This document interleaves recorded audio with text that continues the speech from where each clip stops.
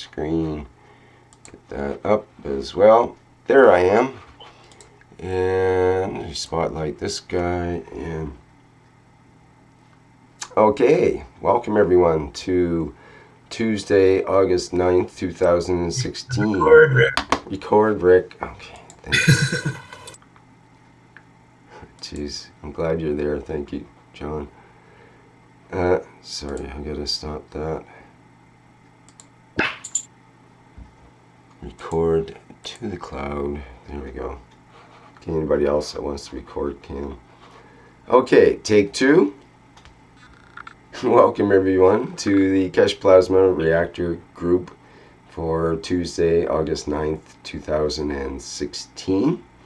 And once again, we're gathered with our friends of the Keshe persuasion that are experimenting around the world to come up with new concepts and develop the ideas that are presented by the Keshe Foundation, as well as some of the ideas that are developed by ourselves in our very own brains. And so we were talking just before beginning here about RPMs and spinning things, spinning spheres specifically, the ones that are in two pieces. I don't have an example here, but the two-piece, usually acrylic, you glue them in the middle and they get spun at high speeds. But sometimes at high speeds they can come apart because the glue can come apart, as John mentioned, and sometimes the acrylic can just simply shatter as well, depending on the vibrations and how they're mounted and all kinds of factors. One of them being if they're filled with liquid or filled with gas. And if they're filled with liquid, the forces on the sides we were just calculating. And there is a calculator. Did you use the RPM calculator, John, when you were fiddling with that number? I just did a quick search for G-force on a spinning sphere, and there was about 15 calculators come up. I just grabbed the first one that came out. I see. There's one in particular that's very nice. Let me just find it here so we can take a look at it, I think.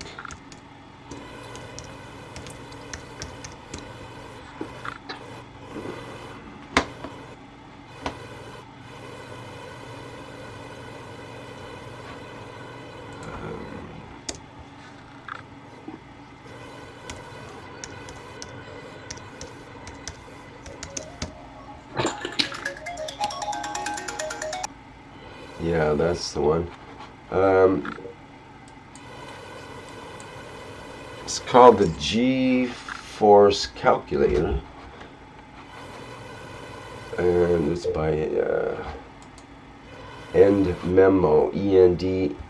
I'm going to put the link in the chat here, and I'll try to get my live stream going, put it in there too.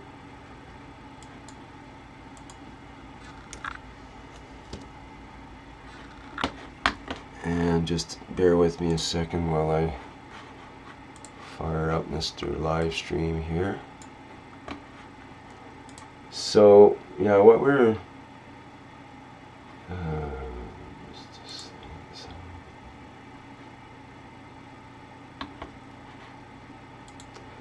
talking about is what the G-forces were at high RPMs, and we were calculating on a ping pong ball. Okay, there we go. And now I can chat. And I got to put the link in there and have to break it up.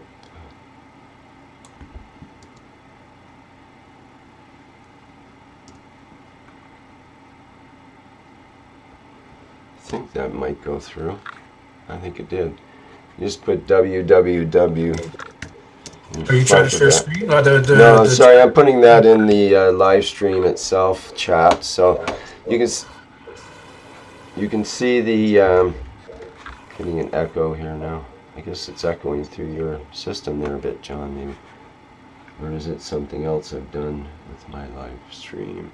No, I think it's okay. Okay, yeah, so I put the link in there. Let me share it on the screen. That's the best way to do it. I'll have to put it up and copy and paste into my other program and make it nice and biggy and do a screen share.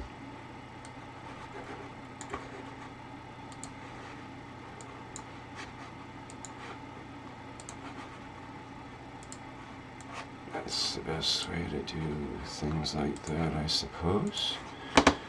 And let's make it a little bigger.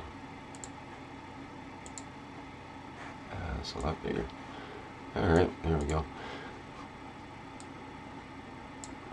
Anyway, that was the link, and what you get is a really nifty calculator. You can type in, I guess I can show the live web page. I think you're totally allowed to do that, so I'm just going to stick it over here too now that we've given the link, which is all good.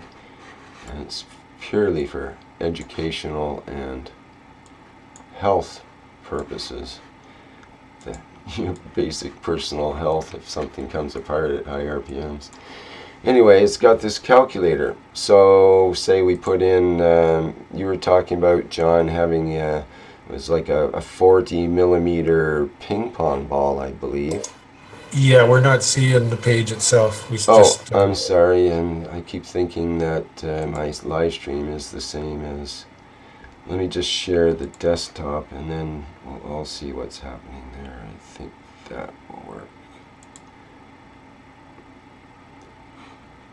there you go. Okay, you see the application there now. I think we can see it on live stream too.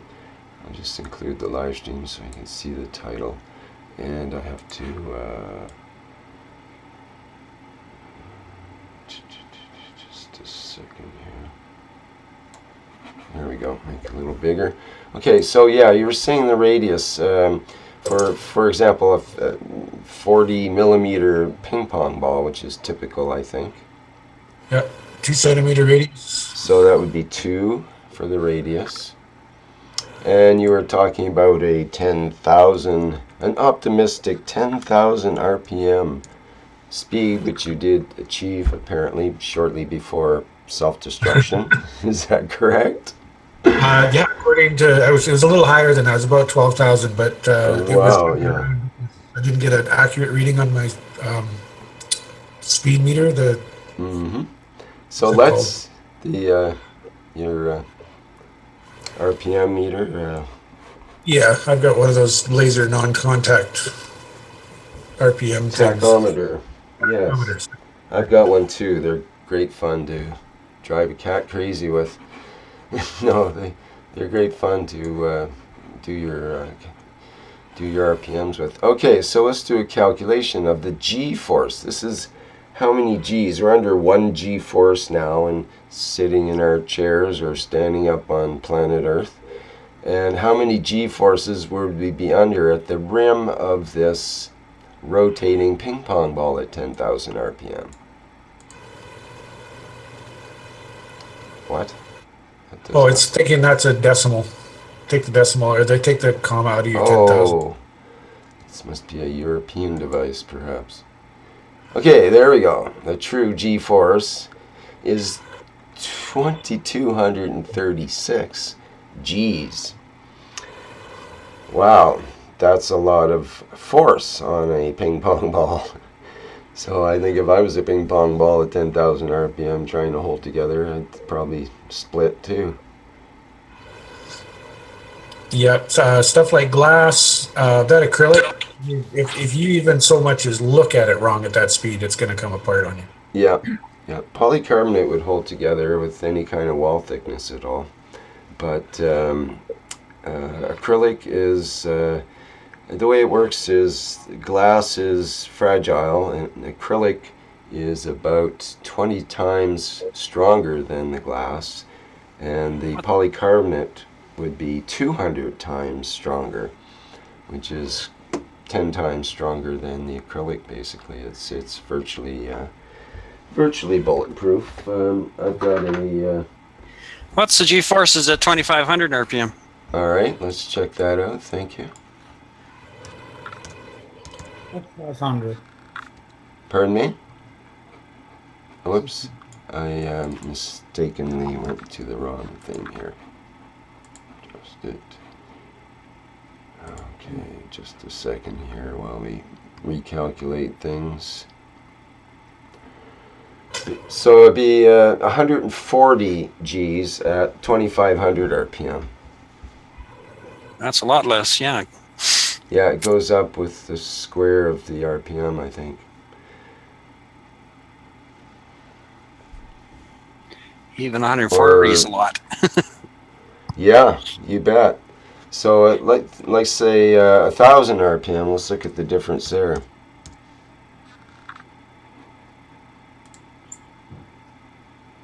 Okay, 22 Gs at 1000. So that's interesting. And we get down to, say you're doing 500 RPM, half of 1000, but the Gs go down to roughly a quarter. I think it is a quarter, actually. So if you double the speed, you'd have 4 times the Gs. So it's the square of the speed, I believe is the way it works.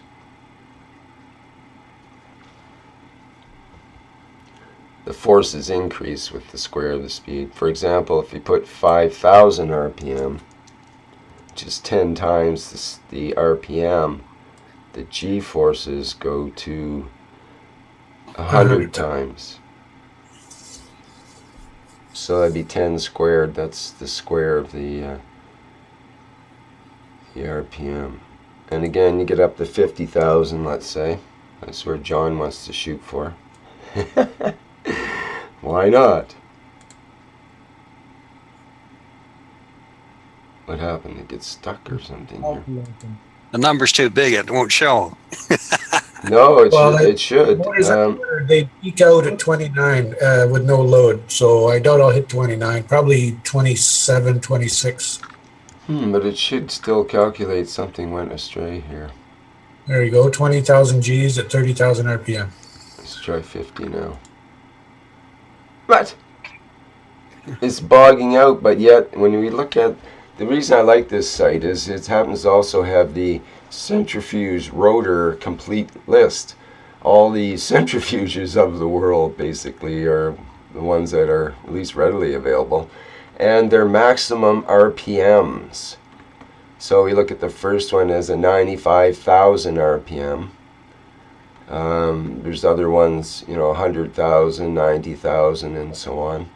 Here's one, a 30,000.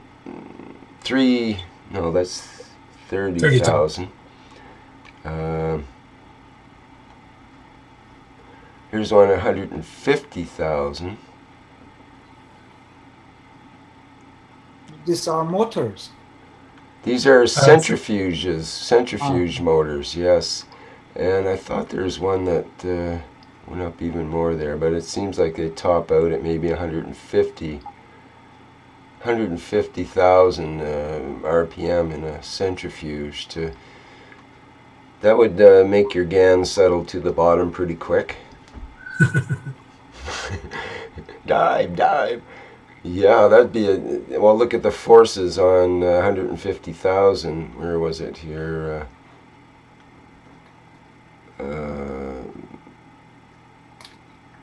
Million Gs? Over 1,000,000 Gs, yeah.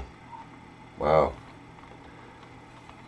What was the radius of that 150,000?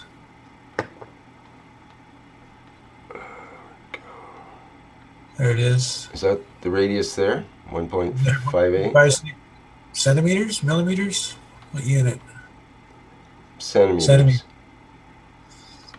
So that's not a very big circle. That's about what we're talking about. Yeah. Well, they had a maximum radius too, which is actually bigger, so I guess it can go bigger. I can't find which one there now, but... Here it is. It's 3.99. Okay, so 4 is exactly double this, so... Yeah. So what are the advantages of going to the higher, let's go back to that 30,000 that you want to shoot for there, John? Well, it was just something Mr. Keshe mentioned, and he was looking at a window between 7 and 10,000 RPM. Yeah, I'm surprised he mentioned that because he's always said before, keep it under 2,500. You don't have to go to higher RPMs, but he was talking about different reactors then, Okay. right? So what was he specifically discussing this time, I'm wondering? Let me ask you one question. Mm-hmm. Do you think our Earth have motors? Well, in the sense of a plasmatic motor, perhaps, or some sort of field motor. Field motor, its gradients, what mixture you put in. Right. So it's a plasmatic rotation, not physical rotation.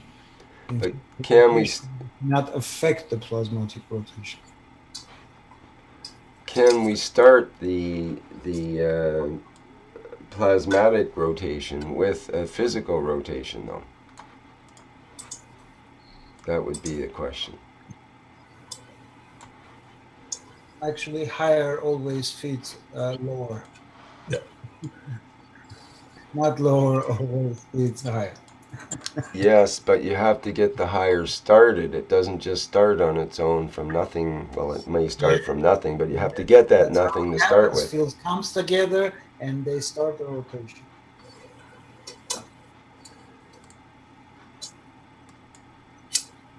Well, if it doesn't work for a plasma reactor, I can make a really big quadcopter out of it. Yeah, and you can have some amazing little vortexes inside, and you can have a lot of fun with it, I think. But Yeah. it depends on what reactor you're building, I suppose, is what it comes right down to. Basically, is that not true? For example, if you're building there's some people that will be using spheres and trying to use spheres within spheres and to create the, with different gradients of materials inside, but still rotating the spheres to try to get things sort of initiated or started. Yeah, right now, just for myself, I'm just looking for a repeatable in-your-face effect. I mean, the medical stuff, I already know this. I already know it works, but I'm looking for something that I can set up at a demo, turn on, and have something that no one can explain. Something completely outrageous, and just experimenting, seeing what it'll do. Yep, right on. But you need to set up 4 reactors then. Yeah, that's why I went and bought 4 motors and 4 PCI or pulse width modulator speed controls for this thing. And they're all 6 volts, so I can run them off a solar cell if I have to. Wait a minute, you got 6 Or, sorry, 4 motors, PWMs, 4 speed controls. 4-speed controls, okay. But maybe you feed your motors with the plasma. Right. Yeah, if they weren't brushed motors, I was looking at brushless, but the about the decent quality that I would be happy with was about $30 a piece, not 3. No, So what I'm saying, if you have a unit, maglev unit, uh-huh. just connected your power supply to that. Oh yeah, okay. Yeah, I can take a couple of the dead ones that I got from the returns and find the good parts out of them and put them together and make a whole separate another Make a unit. power unit, yes. Speaking of power units, let's have a look at. Let me see. I got to get things pinned here properly. There we go, and spotlight. We have Lee Coates here with yet another iteration. It looks like. Is that true, Lee? You have. Is this? Well, it's your favorite unit you've been playing with, but it's different somehow. No, this is a weird and wacky idea. Okay, I'll go with that. That's what we're used to here. Uh, about 2 or 3 weeks ago in class, we were talking about neutrinos and how we should use the neutrinos and the elements to do calculations and stuff. So I had a bunch of ionizing chambers I had bought way back when Mr. Keshe first talked about americium. So he was dying to do something with them. And so if you go iron and americium and you subtract the neutrinos and you get our favorite element. So I said, oh, I'm going to make a matter generator using trying to use fields. So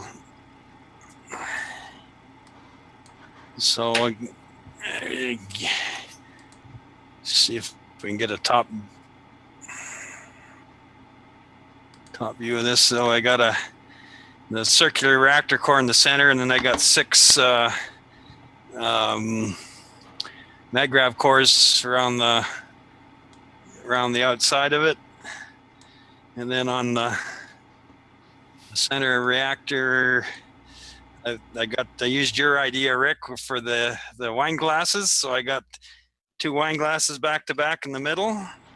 Then I put some more coils around it, and in the middle of the wine glasses, I got a bit of matter gold at the top. Then I got a double acrylic ball in the center, and then right in the inside ball, I had a glob of hot glue with some the little americium dots, and then below that double ball, I had a spiral, and it's hollow at the bottom with the 1 wire from the spiral coming out.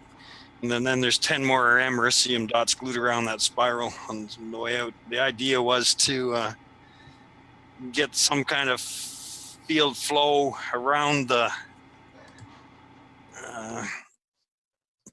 get a field flow going around the outside and get it to transfer and then go down the center on the inside.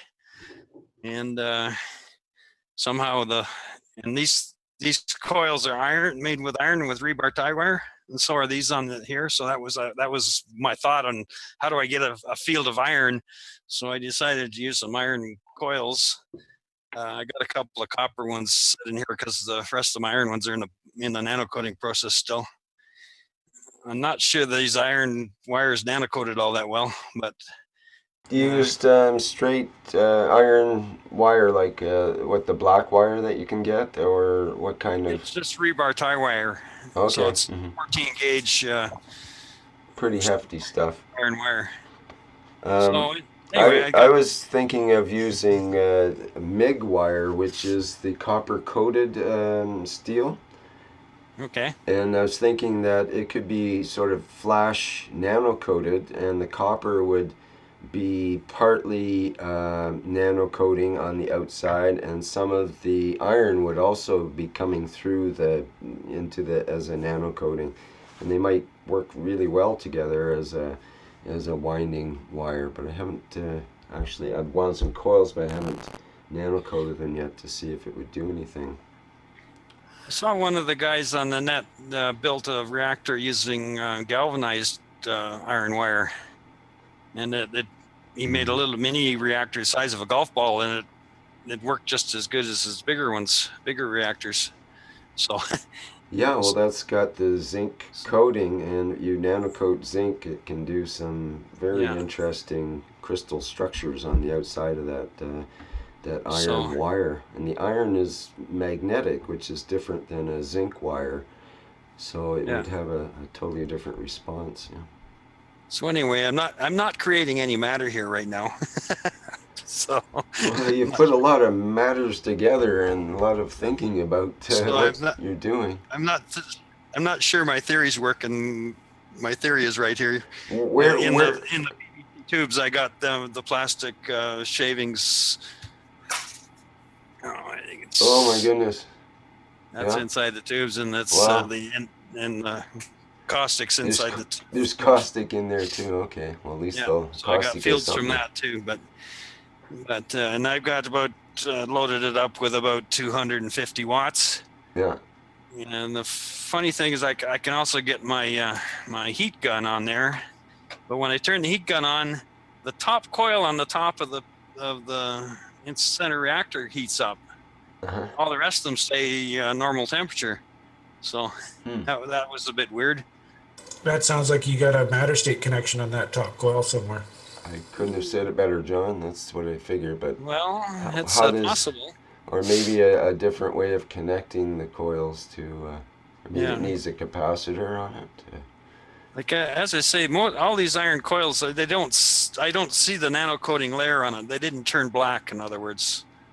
So I'm not sure I got them, any of them nano coated real good. But Yeah, it might be hard to it's just make that them turn top one black. that was heating up. So. They do have black coated wire that you can get, for mending wire, they call it, mechanics wire sometimes. And it's got a black nano coating on the actual wire itself, so it's already iron and nano coated, but they do a different process. I think they use a nitrogen process to give that black nano coating. But there is a black iron nano coating, but it's a little bit difficult to achieve, I think. Usually we get what's commonly called rust. So anyway, that's my wacky idea. Well, But, maybe I've come up with a brand new power generator design. I don't know. Yeah, you might want to tie it. These iron cores to copper, and You might want to see what happens. tie it down at night to make sure it doesn't get away. Put a leash on it at least. Where do you expect the material to form if it was to form? Well, I'm thinking the field flow should be going down through these coils because they're gansed with the heaviest GANs at the top and CH3 at the bottom. So I was hoping they go down, and then at the bottom here, there's the end was cut off, so I got a hole at the bottom. I was hoping that I'd get some dust coming out of that hole. That's what I was hoping for. So you have a little gold pan on the bottom there to collect things, or how? Well, I just put a lid here that was painted sort of black, so I could see it if anything did drop out there. But you so need far, to still have black. one of those official green, I would recommend, plastic gold pans. Yeah. They work really well, and you can see the gold easier actually than with black. And it's also plastic because it tends to attract through the electrostatic action. It'll attract any gold dust that's dropping through. Okay. So, and you can get the mini one. You don't have to get the big 14-inch, but the Okay, I haven't seen smaller, one of those. it's about 8 inches or so for final panning. Anyway. Yeah. Cool. Another wacky idea that's not quite working. Well, you can't expect it to just, work as soon as you put it together. It may need some adjustment, tweaking, tuning, and waiting time. Or who knows what it might need. But anyway, any comments on, like, I'm trying to use fields to generate matter. Any comments? Am I totally off base here, or yeah, let's get some feedback. This idea got some merit. Well, that's what I'm looking at. You've got the health style coils around the outside. Looks like 6 of them. Yep. So you've got 6 spherical fields with a multi-layered toroid field sort of embedded into the top of it. So there's going to be 2 layers of interaction where the fields are strongest. One inside that glass sphere where all those toroid fields focus. And you'll also have one just below that sphere, roughly, if my estimation of your sizes is correct, about 1.5 inches below the opening of your sphere, where the 6 spherical fields focus. Okay. And I'm wondering if you align those 2 focal points, if you could put the focal point of the 6 spherical field interactions right in the center of that ball, if you would have a different reaction. I was trying to get it up higher so that it sort of had the starship arrangement. Like I can put it right down there, but Yeah, that's a little closer. almost needs to go down a bit lower to get the ball in line. But Yeah, I mean, I don't know if that's going to work. That's just something that popped into my head while I was looking at it. That's all. I came up with I cut a whole bunch of different heights on pipe. I was gonna Is it, experiment with different heights. Lee, is it kind of suspended by the wires there right now? Is it This kind thing? of floating? Yeah. It seemed No, to it's be bouncy. sitting on the Oh, acrylic it's plate. actually sitting on it. I see. Yeah, there's a hole cut in the acrylic plate, and it's yeah, it seemed to be really bouncy there, so I was thinking it would. well, it should have a notch for that one wire coming off the side, and it doesn't. This doesn't have one down there. Okay, I was just thinking having it floating there would be kind of cool. On the wood plate, there's a notch there for that wire, and I don't have it. Didn't cut one in that acrylic. But Like what if you hung it with the silk thread, a silk string, for example, like someone like old Ben Franklin would do. yeah, well, it could be hung with from the upper frame with some strings. Something non-conducting to sort of isolate it, I was thinking. Let the charges build up. But any other comments that people like to say about this? Ali or Armin, do you have anything that comes to mind? Is it in line, out of line, way out there, not quite far enough?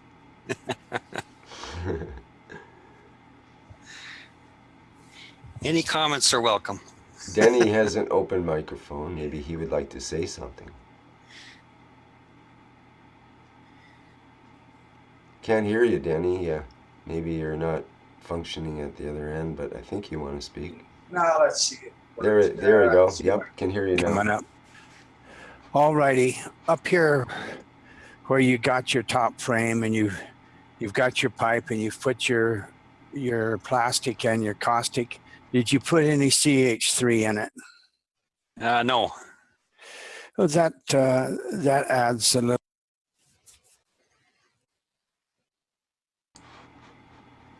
Sorry, Denny, I lost you. That adds a little, I think you're going to say, but that's all I heard there.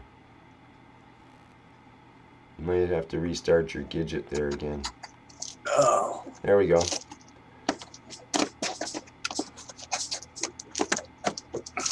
Let's see if we got it. Okay, it sounds a little more far away, but it's more clear and it's hanging in. Yep.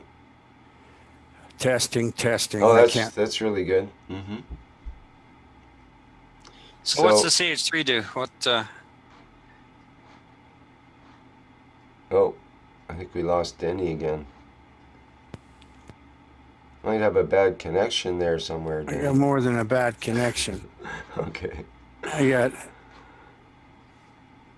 my mute button. There, I see it's green. Okay.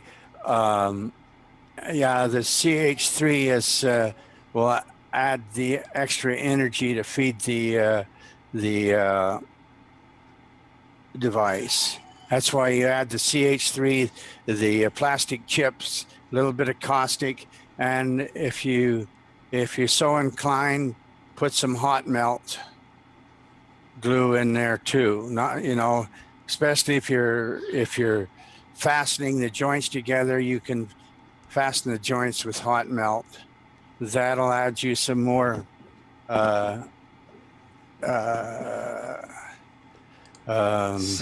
I think, to the equation, right? Okay. Yes, and then just for the fun of it, remember the flight system that Marco made and Renan made?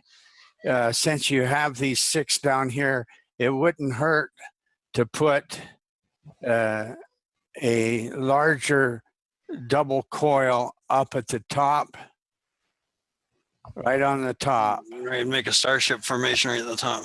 Yeah, a large one, the size of the actual frame. Okay. Because you always want to waste wire.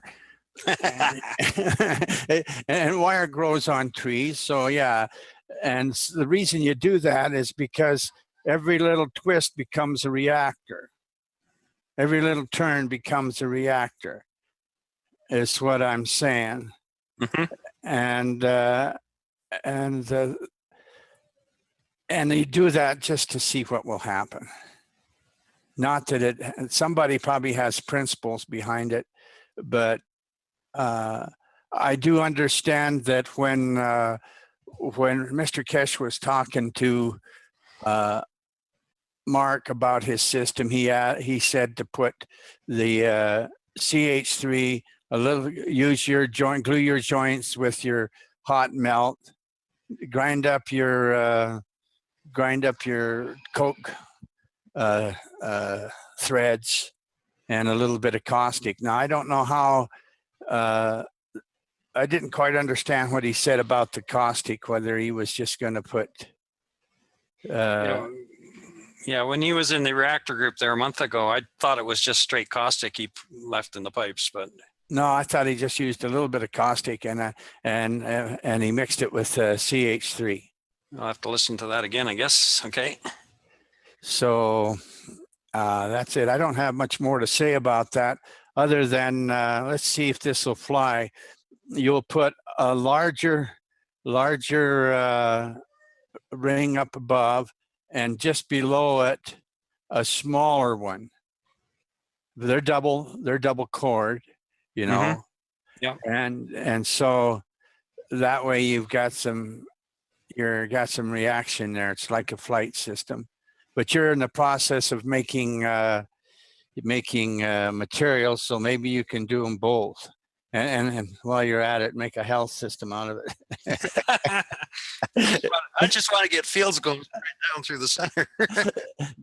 I can see it now. You get this UFO flying all around the place with gold just dripping out the back and just gold dust all over the place. People are complaining about the contrails because there's gold dust all over the place. I'm gonna add something just because I got my mouth yapping here. About a month or so ago, I was making some copper oxide GANs in a 5-gallon, like that barrel I showed a couple weeks ago, Rick. And I was doing all right, and I said, and I had put different things in it because I put different containers in it. I put some glass containers, and so that to see if just having them in there, I could imbue those containers with CO2 GANs. So while I was making the CO2 GANs, I had the containers inside the CO2 kit that I was making, and so I hung that shaped way funny thing. It was 14 karat gold. I hung it by a thread because at that time I said, well, I think I'll try to CO2 imbue that little 14 karat gold thing. And I hung it there during the night. When I got back up, now this is all outside. I do most of these experiments outside. And so when I got back up in the morning and it was light, here was all this golden stuff mixed up on my nice white CO2 GANs. And it was just all over the place. And I said, oh, I forgot. That's not going to imbue my little device. It's going to take and scatter the 14 karat gold. And I don't know how it did it, but there was this golden stuff all over. And I don't say it's gold. I didn't know what it was. I had no way of telling what it was. I thought maybe the paint came off of it. But everybody else, when they're making gold, they don't come up with gold looking stuff. And I was doing that by accident. Since you guys are talking about gold, at least it was a gold color something that lit on my nice white CO2 GANs, and it was all over the place. So that's the story, and I'm sticking to it. See you guys. Someone else's turn. Well, you just kind of threw that in there, didn't you? So I'm a little perplexed there.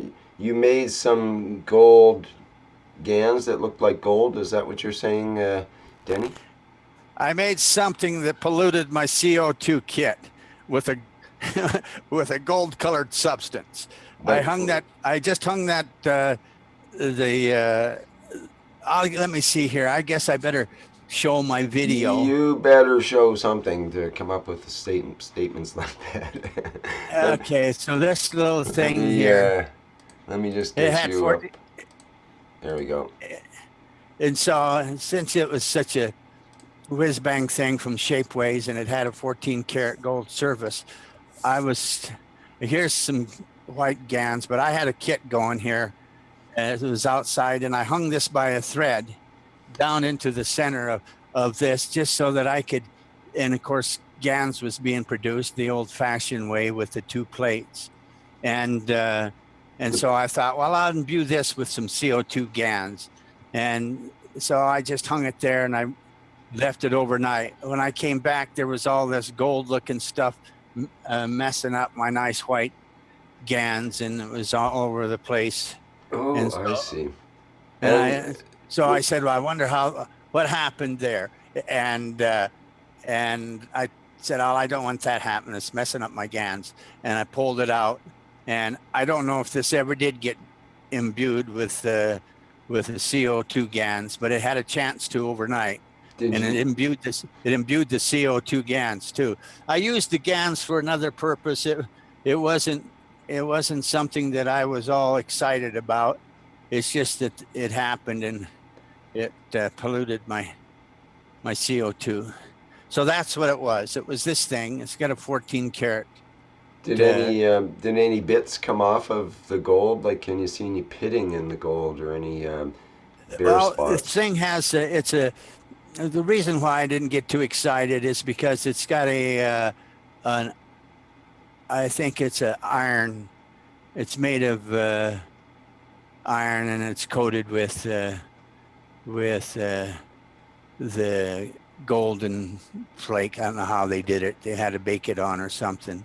They probably do a electroplating, a flash electroplating. It's probably not very thick, of course, but it would be, yeah, it'd be. Because my light must be blaring this off.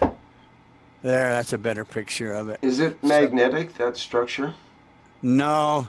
So it won't be steel then, unless it's stainless steel that they started with. I don't know what it is. But this one's plastic. Mm-hmm. And it's built a little different. And so I was going to design something that I was using this for a model or an idea, and so that I could design a flight system with this, and I made all the drawings and got a bunch of stuff together, and then I said, I'll wait.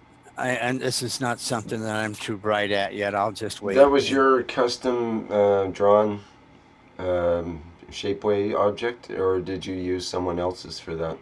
No, this is One you they did this. There's an artist sells them, right? Mm-hmm. and I just bought it. I think this in here was at the time somewhere between $19 or $22, depending on what it was. That's pretty reasonable, considering you could develop your own specifically the way you liked on the computer, and then have it 3D printed for that amount, probably. Well, it was some kind of 3D Metatron's cube, but something equilibrium combination. And so I thought I would try to design that and use it for a flight system, but it would make a round spaceship instead of a round top. So I'm just still, this is just like some of your stuff in the background, ruminating in my mind. Yeah, right. Yep. At some point it may become the central figure in a reactor or something. Who knows? Well, some of these things you're lucky you stop. Yeah, stop over your head. Yes. Before you put but, $5,000 worth of money into the but the this will. platinum unit with gold plating and the solid gold unit and so on. Yes, yes. So that's it. I Cool. think Thanks, Denny. I'll cut out here. Okay. The next big gimmick I got going is I've got a 639 gallon swimming pool that I'm going to use the electrolysis method of making GANs in. It's just Yeah. to see how much GANs. It's like this: how much wood can a woodchuck chuck if a woodchuck could chuck wood? So the other saying is, how much GANs will a GANs maker GANs if a I mean, how much GANs can a GANs maker make if a GANs maker would make GANs? And so Okay.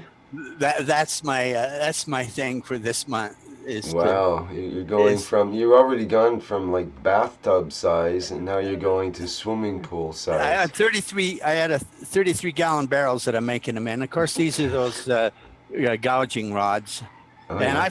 I found out that you can nano coat these copper colored ones. I got a sack full of them here, Yeah. and that's easy enough. But I also found out it makes very little difference if it's if you use the copper coated ones. You don't have to take the snake skin off. I I got a Okay. snake I got a snake skin off of one of them. Right. Some of them come off pretty easy. Some of them don't come off that easy. But I didn't. I found that it's not that that's not that important. I still make my GANs with it. But I did find out that you don't want to put two carbon rods in at the same time. It turns everything black. Yeah, you'll If you, get nano carbon that way. there was a couple of experimenters that were working on that, and what they were suggesting was to take one of your carbon rods and polish it very, very bright at high speed with Yeah, I like with did. I did. leather. I did that, but I guess I didn't do it good enough because just the two together. But here's one thing that happened to me. I was making the copper oxide with one rod, and I had nano coated copper, and everything's just going along. Where I'm in the green, everything is just beautiful. Then I said, well, I'm going to do this in a series. I'm going to put one copper rod, and then I'm going to take it, and I'm going to take this same wire and put it on the negative pole, and I'm going to have two of them. That way, I can have two of them just shooting off, two of them making it going at the same time. And I left it overnight, and I came back, and that didn't work too well. It started to make some the black carbon in there while it was making the green, and so I thought, oh, that's good. So I just dried that stuff. I stopped the experiment. I was doing it in a 33 gallon barrel. The reason why I'm going to the swimming pool, Rick, just for the fun of it, and to amaze people and to amaze myself, is my 33 gallon barrel or drum cost me $49, and my swimming pool, my 639 gallon swimming pool, cost me $42. So I was weighing out my cost benefits. 639 gallons for $42, 33 gallons for $49. Are you hoping to maybe corner the GANs market in the Western world or something like that? No, I just want to see if it's possible. I just want to see how much GANs a GANs maker could make if a GANs maker would make GANs. Yeah. Right. And Well, so why not? I've got it set up. I say why not? I'm out there digging and leveling off my ground. So I'm setting up 4 tanks. I'm setting up 3 in a circle. One's with the copper oxide, one for CH3, and the other one for the CO2 zinc combination. And the 4th one sits off to the side with a combo going. I have found that if I buy a brand new griddle that's cast iron, that it works pretty good for the CH3 because it's brand new. It doesn't have grease on. I bought one for $18, and so that made a pretty good plate. Yeah, The, the griddle was long and lean, fits over two burners, and so it was a very nice griddle. So anyhow, that's it. I've wasted people's time here. People who have something good to say should be saying it. I'm just flapping my jaw. Who can possibly upstage you on the GANs swimming pool? You know, that's pretty big. So let's see what we can do.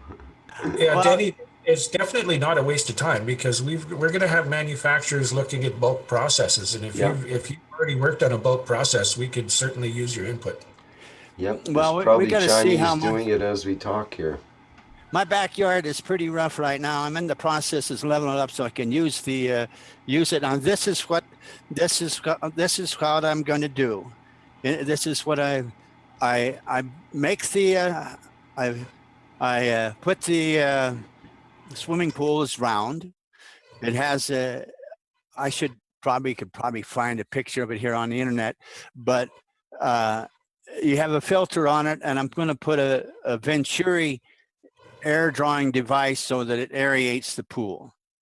And I'm going to cover the pool with a crop cover so that I can keep bugs and leaves out of it. And of course, I'll need to put a little frame over the top so the crop cover doesn't drop down in the pool. So I'm trying to protect my materials. What will the fluid be, Denny? What do you got in mind for that? I'm going to use my here where I live, I don't have chlorinated water. I'm going to use the regular water that I have, the tap water, and fill up the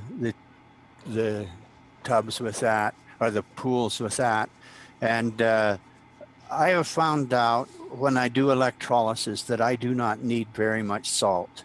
In my 33-gallon barrels of making GANs, I've used a cup of salt, and that's not very much salt. I usually boil it. I mean, I don't boil the salt first. I get it warm enough so that I can dissolve the salt in the water, and I put the water in my barrel already dissolved. So I use a saucepan, and I put about a cup of salt in that saucepan. That's about two quart saucepan. And so when I put the salt in, I taste my water to see if it's salty before I do anything with it. I mean, my 33 gallons, the gallon drum is a water barrel grade drum. And so I use that. I don't think my swimming pool is drinkable water grade, but I have noticed people when they're swimming sometimes they're willing to swim in a swimming pool. So I hope that this swimming pool isn't going to be too toxic, and I don't think it will be. And I think with them, it should be self-cleaning with those the GANs at the bottom, basically. Well, I'm going to use a filter because I want the pump. I want the pump to pump the air into the pool. And you can find these homemade Venturi air pumps, do-it-yourself Venturi things that pump air into the water. And so that's instead of using the stone and an aerator, that's what I'm going to do. And so I'm already using the 33-gallon barrels, and things are working out quite well with that. I have found that there's another thing that I found. When you go to make a power supply, you know what a wall wart is? A little DC. Let me see. Since I think I still have my cell phone. audio video here. I didn't mean to do this, you guys. I didn't even want to talk today. I wanted to keep quiet. You see these things here? They're DC power supplies. You plug that into the wall, and then you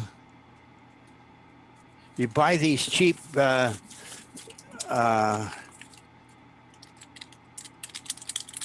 this is still packaged, but it's a cheap voltage regulator and amperage regulator, and they were less than $10. This one right here was $4.98. So and this right here, well, I guess I have more than one laying around. This one right here, they were free because I had about 8 of them laying around the house. Mm-hmm. Yeah. And You the got other thing the that regulator off of eBay or something, I guess, eh? you can, but the regulator I got off of eBay, but you can get them off of Amazon, so you don't have to wait, but they cost twice as much. Okay. And then these are little female, let me see, female units that you hook into these, and that just the power supply just goes into that. You see, and the female hooks on to this with a couple of wires, and so you can just take things apart with that. And I have found out that it just takes very little amperage and voltage to make any of this GANs. I am down to less than a half a volt and a 50 milliamp. Right. I mean, Armin's been talking about this for quite a while, that we don't need that more than a volt, or I think a volt or so. And or did he say 0.1 amp? I think is what Armin was recommending at one point, at least for A some. 0.1 amp would be 100 milliamps. Mm-hmm. I think, or was it less than that, Armin? No, not point. Yeah, 0.0. Armin doesn't have a microphone right now, so he can't. So anyhow, these things are fairly cheap. If you're willing to wait a month to get them out of eBay, out of China, they're really inexpensive. But if you want to spend a little, you want to get them quicker, you buy them off of Amazon, and they'll cost about $13, $14, $15 for this little device. These are all really cheap. You can buy, and you can set them up. You do this so that this power supply unit fits in there, and then you got the other thing, the outage going to the alligator clips. That's up to you. I use them both. I got so anyhow, I could bring that stuff up on the screen, but I really don't want to waste too much time here. So but I'm just saying that this.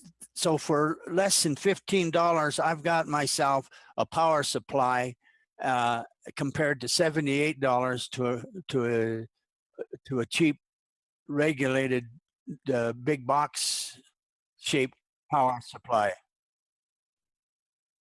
And so then I could buy 8 or 9 of these. That's why I'm willing to experiment, because I was easy enough to find these laying around. I thought my wife had thrown them all away, but lucky for me, I hit them in a good enough spot.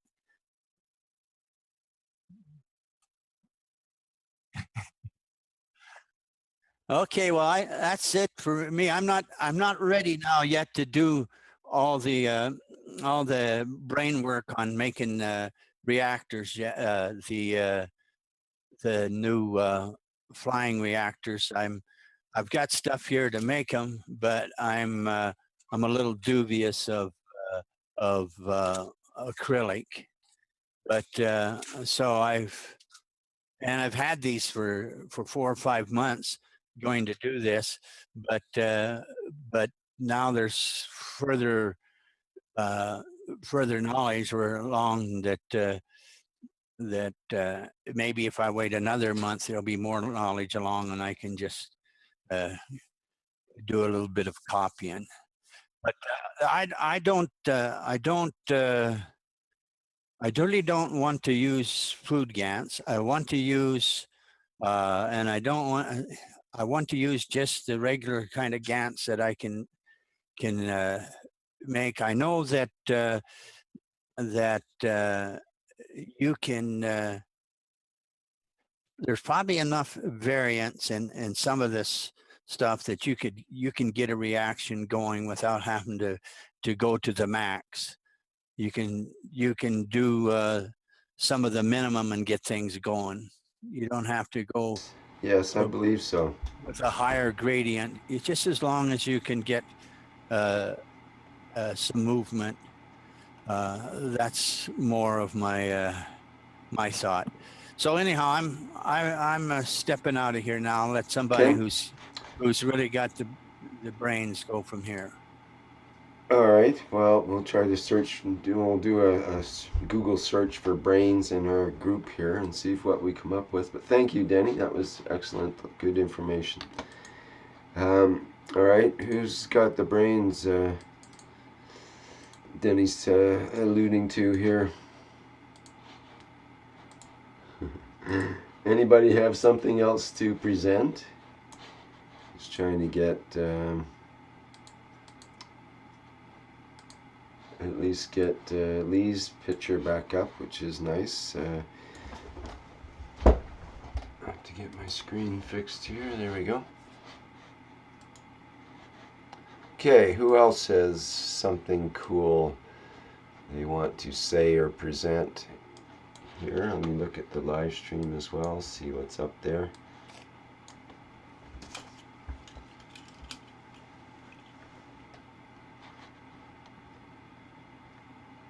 You know me, Rick. I'm always ready to fill in. I see there was a question for Armin. How do you get the fields to rotate? But Armin doesn't seem to have a microphone right now, so he'd have to turn on his video, do hand language or something perhaps. Or you can maybe put something in the chat that could guide us. But Mark, since we had a little, remember when Mr. Keshe was talking to you about putting the CH3 in your frame of your reactor? Yes. Do you recall exactly what he was saying? Yes. Would you relate that to Lee? do you want to turn on your video, Mark, so we can see your hand gestures and stuff? if any. Well, there'll be plenty, and if I open it up, it's Well, we got at least another hour, so if no one else says anything specific they want to bring up and go through, then we can go with Mark for now. Yes, absolutely. Anybody go first? Please go first. Any breakthroughs that anyone like to bring up right now at this moment? Now's your chance. We've been waiting for you, Mark. You've been getting off the hook the last 2 times, so it's your turn. All right, Mark, let's go for it. And if anyone else has something later, then we'll go for that. So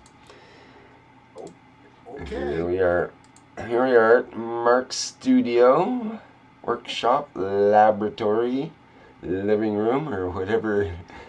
My small space, I don't have a lot of space, and that keeps getting smaller and smaller. Space, the final frontier. These are the voyages of Mark. Okay, Mark, tell us what you're up to and what's on your mind now. Oh gosh, where do you want me to start? Right? Because last week we talked about. I only had a little camera, and I can't do zoom in and zoom out and all that. Okay, we can see you quite well. Okay, well, let me turn my thing so I can see myself anyway here. All right, that's a little better for me. So I made the plastic balls and everything. Mm-hmm. We talked about it, yes. So my week's been very hectic, a lot of stuff, but I made some things because I kept thinking, you know, how are these going to work on top of my bench here? Kept thinking, oh well, you know, because I had I got the coils. This is just a demonstration ball because the stuff that I have is outside right now. I believe in conditioning things and the real stuff. And I have some pictures on Facebook. I don't know if Rick can get to them or not, but I have all the, I'm conditioning it right now. I started out with caustic, but I don't want caustic in my stuff anymore. So I went with salt and sugar. So I have, you know, the 4 bowls that are apart right now outside, 2 of them with salt, 2 of them with sugar, just to condition the bowls to get them introduced to everything we wanted to do inside the ball here. And I think that 3 or 4 days in the sun and the moon and you know, the 3-day cycle should be good. I have the coils inside, like I showed you. We never really got into it in depth, but that was my thinking, and that's what I have outside right now. Just kind of conditioning it, because I believe, like Denny said, and everybody says, we don't need motors. We need nature. This is all about nature, and it'll come to us very easily. So my first thought and everything was, you know, how is this going to work on top of my bench here if I even get anything working at all? So I'm thinking all week, boom, okay, let's work on a stand. We got to have a stand, get a stand. So I would have had a great presentation tonight, but I got some great little nephews that are they're rambunctious. They broke one of the balls or one of the bowls, so I had to go get a new bowl, and I got to start all over. But that's okay. Today, I'll show you. I made a stand here for the balls. Oh, good, you can see it. I made stands for it, so that, you know, once I have everything rotating and the rings inside it, I got the rings here, half nano coated, half, you know, I got 2 balls like this. So one nano coated, one non-nano coated, salt, sugar, salt, nano coated, non-nano coated. You know, so we're going to get a lot of action, a lot of good things going here. That's all fun stuff. So I'm a painter, and I don't think about stuff. I just do what I can do, and I'm thinking, and I needed a stand, and I needed another stand, and I don't know how it all worked out the way it did, but it did. So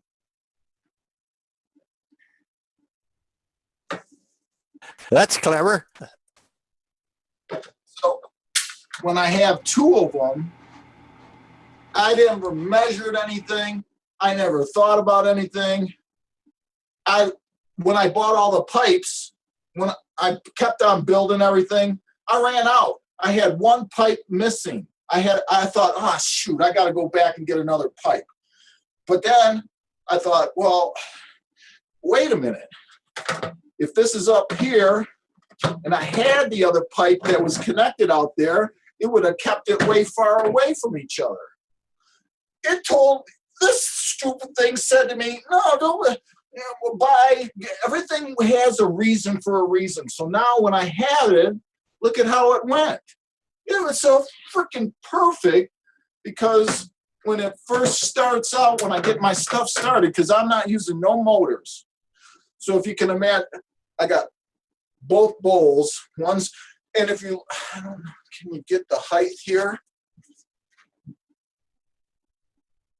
When I made it, I swear, I'm telling everybody, I never measured a thing. When you look at it, each bowl, I'm at a halfway point right here. So when T1, top one, has salt, sugar, salt, or, you know, I might not be saying it right, but I got the rotation. I got not nano-coated, non-nano-coated, nano-coated, non-nano-coated. I have it all figured out. But I couldn't believe how this just worked out perfect. And it's the same height. So when the top ball comes in on this one, it hits right here. So it's a gradient. It's going to get a nice flow. How it worked out like that, my friends, I don't ask questions like that now anymore. I'm a painter. I could never have figured this out. So, okay. This ain't nothing. This was this week's work. I got something over there to show you, and this is I'm giving 15. I had this all worked out for 15 minutes. My heart's beating real fast. Once again, I did not plan any of this. So once this all came together, because we only learned about this stuff 2 weeks ago, right? 125 it started, where we figured move gradients and balls, and people started spinning stuff and working at it real hard. And I thought, man, don't use motors, use what nature has. So, and don't ask me why, but this worked out. We'll figure that. This is the small stuff. You're going to fill the tubes as well with your GANs water or something? These? No, the actual structure itself. The poly tubes there. Yeah, the white tubes. The PVC. PVC Really? rather, yes. Listen, this was just started out to be a stand, but now I understand the stand itself. Let me move the next thing in. If somebody else has something else to do, I can do it in like 2 seconds here if they want me to keep going. But am I going too slow or fast? I don't know. Oh, you need a break so that you can set up another experiment. No, I don't need a break. I time myself, Denny. Okay, so you just keep going. Keep going. We're I mean, okay. I'm not saying that. It's Rick's turn to say that. I'm No. just egging you on. Get going. Yeah. Carry on. I think we're good here. Okay. We can. Okay. 1 second. 1 second. Let me just raise this up just a hair. I'm right here. So. Let me sing a little song, but I'm terrible at singing. Well, it's got to be one you make up yourself, so you don't have any copyright. Because I listen, because I'm in. Dun, dun, dun, dun, dun, dun, dun, dun, dun, dun, dun, dun.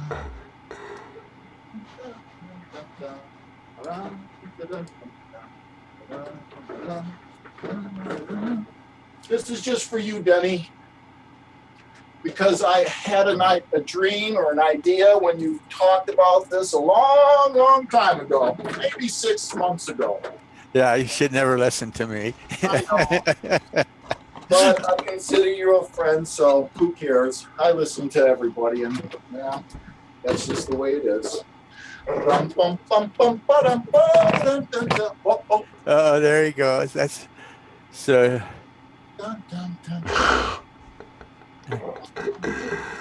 He's got the Denny syndrome. If a 2 foot high mag-grav is good, then a 8 foot high mag-grav is better. He's got 600 gallons in his backyard. I got a little space down here. I'm small. That's 639. So now I'm working with the 639, and you got four pools. So you got to multiply that by 4. So maybe now I can answer a few questions like Lee had. And I can answer a few questions about what Mr. Keshe said. Do I need more lighting or? No, it looks pretty good. I'd say. See it? No, It's it not- looks good. Yeah, it's not bad. It's pretty good. About as best we can expect, I'd say. Yep. It's a little space. I threw a little. Maybe this one. Let's try this. That's mainly the resolution of the camera is not all that great, but it's good enough. We can see what's going on quite well. Yes, it's clear. Okay.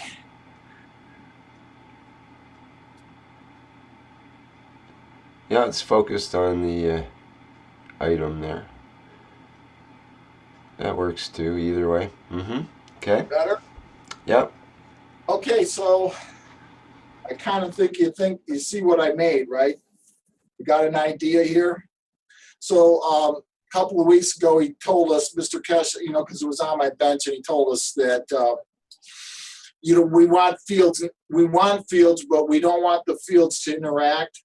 So I kept thinking, how are we going to keep that? So I don't know if I explained the rings, but the rings are self-sustaining because there's a vinyl pipe inside of each one. I don't know if I said that before or not, but there's a small vinyl pipe inside of each one of the rings. And then I had the one single copper wire goes through the ring and then comes back out in each and every ring. So that's just wiring, and so what's going to happen is each ring can accept different GANs in the different rings in different areas, because I can open up each valve now and put each GANs in each one that I need to do. So like Mr. Keshe said, what you want to do is you want the fields, but you want to keep the fields separate. And like I tried to slip in last week, each one of these, each corner of each one of the towers has a cap separating it. So when I take the when I go to put my GANs water in the in each pipe, it's a removable cap here. I'll be able to fill my GANs, which will actually work as an air chamber and another air chamber until the GANs goes all the way down the pipe. Now this is a separate. This isn't connected. This is, well, I have to work with this by itself, and that's another issue. But it's easy to work with, and I know what to do. So it'll all go down. It's connected through here, and it'll fill each field. Now, what I did was on each corner, they're not drilled together, but each pipe, so say this whole field should be a CO2 field, which will be connected from top to bottom. This field from this pipe should be CH or CuO2 or CuO, connected the whole field. This one should be CH3, connected the whole field. Now, you say to yourself, well, what's he going to do with all the fourth one over here? This one's going to be the one that does the whole work. It's going to enjoy everybody's presence because it's the combination of the three. And whichever one needs something or doesn't need something will come from this portion of the field because it knows all three. And and last week we talked about it, that like Armin said, and I couldn't understand it at first. He said, well, you shouldn't mix CH3 with CuO and CO2. And I thought, well, why not? Because that would give you the rotating dynamic. Well, you don't want, he's right, you don't want that stuff to touch. In some portions you do. In the fourth portion you do, because you want that action to happen. In the natural portion, you don't want that to happen because that's the negative. It's the lower pH. The two of them are the higher pH. These two guys are ganging up on this guy. He's going like, man, I got to hold my own against these two lighter guys, these magnetical guys. This is the gravitational. He's heavy. He's working his own, but he's getting help now from these cats over here because this is a part of it. That's my theory. Okay, so and then Armin said, and then we get a gradients for the coating, non-coating and nano-coating. So this is my first tower. I have another one. Of course I have another one. So, Mark, Hello? Do you have a madness to your method? What is it that you're trying to achieve? Well, in this portion here, it's my, I have a madness towards this, but I really, it's not really a madness of any sort. I really think that, once we get these things built, at least at any portion of this, if every home, this setup probably cost me, I'm down here sitting in it, this portion probably only cost me $100. So just think, if every home could have one of these for $100, they could at least, once the fields are created, well, at least we, if there was nuclear fallout or if horrendous stuff happened and you needed a drink of water and you had someplace, because this is going to provide everything. Once we get to the point where these 4 natural states are going to give us what we need, at least this is going to be able to give us a place to go and sit and have refuge. Won't cost us much. Maybe, I don't know. That's just my thinking. Someplace to sit down and rest and have a place of refuge. It's like it reminds me of a recharging station where you sit down and recharge yourself, basically, and maybe that would be a way of feeding in the future as well. And we've experimented, and Ali knows quite well about people sitting in the middle of his reactor combination and having good results and so on. Ali, do you want to say anything about that, or maybe not? Not sure if you're there. Well, he's not unmuting, so I don't want to unmute him in case he's in the middle of something. So. Right. So this was just like when I don't know who just asked me the question, but at its basic form, at least that's what I, like you said, Rick. At least it's a place of refuge.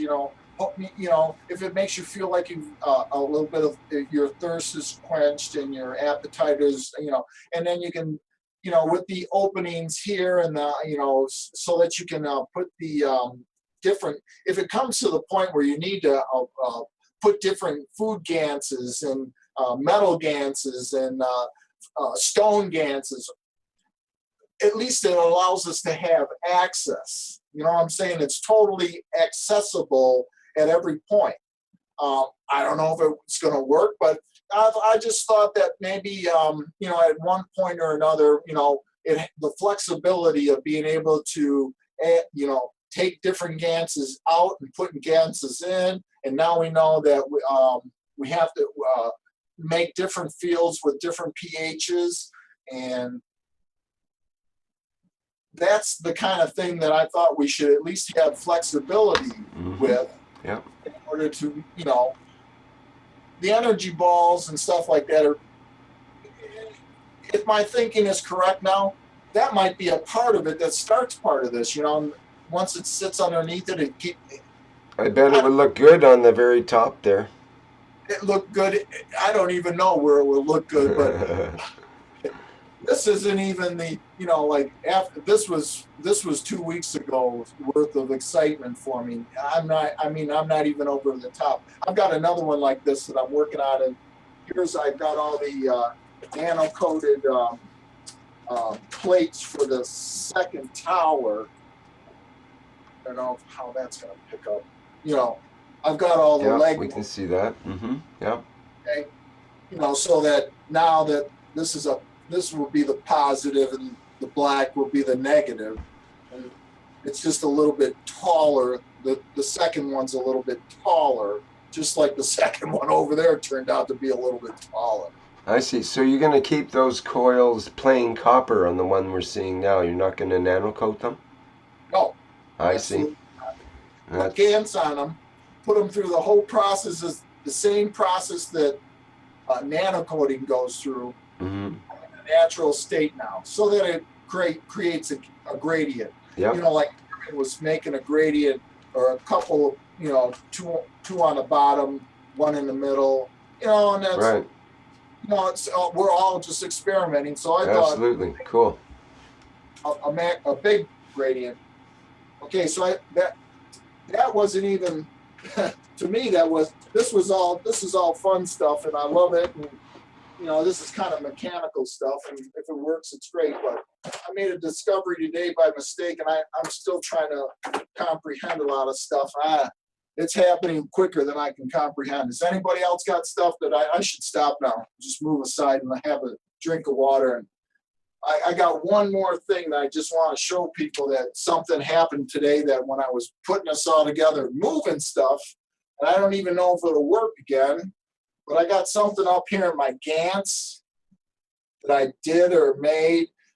The GANs, because we have to connect ourselves with our units, and everybody's putting a drop of blood in. Well, I thought, we learned about how we had to be connected to the units, put ourselves in it a long time ago. And then I thought, I could make this an easy project for people because of what I did over here. But then I really started to think about how much in depth that this took to get to this point. So maybe it'll be a little bit harder for people to get to that point, but I can explain that if we have time in a little bit here. So I don't want to take a lot of people more time. I'm sure does anybody have questions? Let's take questions. Surely somebody has a question for Mark here.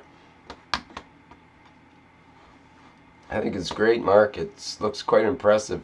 Time you have a reactor that's taller than you know you're dealing with something serious. Especially the legs it takes up. Needs a lot of leg room. It's assertive in its stance and so on as well. I really like the idea of the 3 fields that you've planned into it, and then the 4th with the combination. And the way you explained that was very nice. Thank you for that. It actually seemed to make sense. I'm wondering, is this something you'd like to show in the workshop, in the Knowledge Seekers workshop? Sure. I show anything at this point, right? I'll do anything. Okay, well. You know what? 6 months ago, like I said, this was so overwhelming to me how it all came to bed. It came to me this easily 6 months ago, and it scared me so much I cut it all up and threw it away. I had the exact same stuff, a little bit more with rocks and crystals, but this is a little bit more of a stripped down version of it. But this now doesn't scare me. You know what I'm saying? I'm cool with it. I thought my mate. It's so funny. Just today, I'm treating my stuff outside my backyard. And my neighbor comes over. He goes, our president tells us to keep an eye on our neighbors. And I said, oh, well, hey, neighbor, come on over and check it out. I got a couple of bowls of sugar and I got a couple of bowls of salt. You want to stick your face in it? I stuck my finger in it. I said, you want to take a lick? I'm ticking. You know what I'm saying? It's like, I'm not doing anything bad. Some stupid PVC, some salt, some sugar, and please, come on. Well, yeah, the scary part is it might work. That's what I think they're scared about. I told him it might work. Like his eyes are going like, really? It might work? I'm going, yeah. And the most scariest thing of the whole thing is I told him it's free. He said, free? Aren't you going to get a patent for that? If it works? I go, no. Do you know what free means? He goes, well, yeah. I go, it's free. And if it works, I'll give it to everyone. Oh, well, you don't want to make money with it? Whatever. So if I got to explain that part to people, then if I got to explain what free means to people, then we're in a whole heap of trouble. Well, a lot of people can't accept free. It's you got to cost something, or it's not worth it. That concept to me just doesn't. You just have to tell them it's free to everyone except you. I'll give a really fair price for it. So anyway, I don't want to take anybody more. I got one more experiment I just wanted to show to people, but somebody else has got stuff. I got to have a drink of water here. And Okay, we'll let you calm down a little bit, Mark. Thank you very much. That was excellent, excellent. Like I said, Greg, anytime you need me to help and present, I'd be more than glad to answer any questions. I got a lot of stuff written down. I know exactly what I'm a painter, but I don't think I'm an idiot. Thank you. I definitely not. Sorry, with Denny, was it Denny was going to say something there? Yeah, I several weeks, 3 or 4 weeks back, I mentioned that I had bought a portable bathtub that you blew up, and then I was going to put GANs the liquid GANs in the part that you blow up the air, and the first experiment was I put too much liquid GANs in, and it become topsy tipsy turvy, and I had to frame it up a little bit. So then I took a lot of the GANs out, and that's where a lot of my golden colored CO2 GANs went. A lot of it went onto the ground, but once I got it set up to where it had a good equilibrium, it was a fairly good experiment. But I don't have time to lay around in an empty bathtub. So that was just an experiment to have the field surround in a bathtub, a portable bathtub, without having to get wet. So primarily, one of the real reasons why I went to the 33-gallon drums is I set them up in a triangular form, and I place myself in the middle. And here at my desk, let me see what I got here. My desk, I'll do that again. You see this one here. I'll just kind of go over here. This one is the CH3.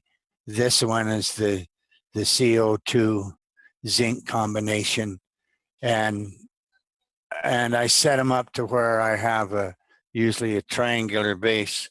And while I was at it, so this year I had too much in this particular drinkable liquid GANs because it was above my spigot. My spigot's up here, so I had to take this out. So that's what's so fun about this. How much GANs can a GANs maker make? If a GANs maker would make GANs, you just have GANs, all sorts of GANs coming out. And when you have a lot of these containers, because these are distilled water containers, and I bought a lot of distilled water. Now I got a lot of distilled water containers. These hold a lot of liquid plasma. And so now I store my liquid plasma in these as well. So I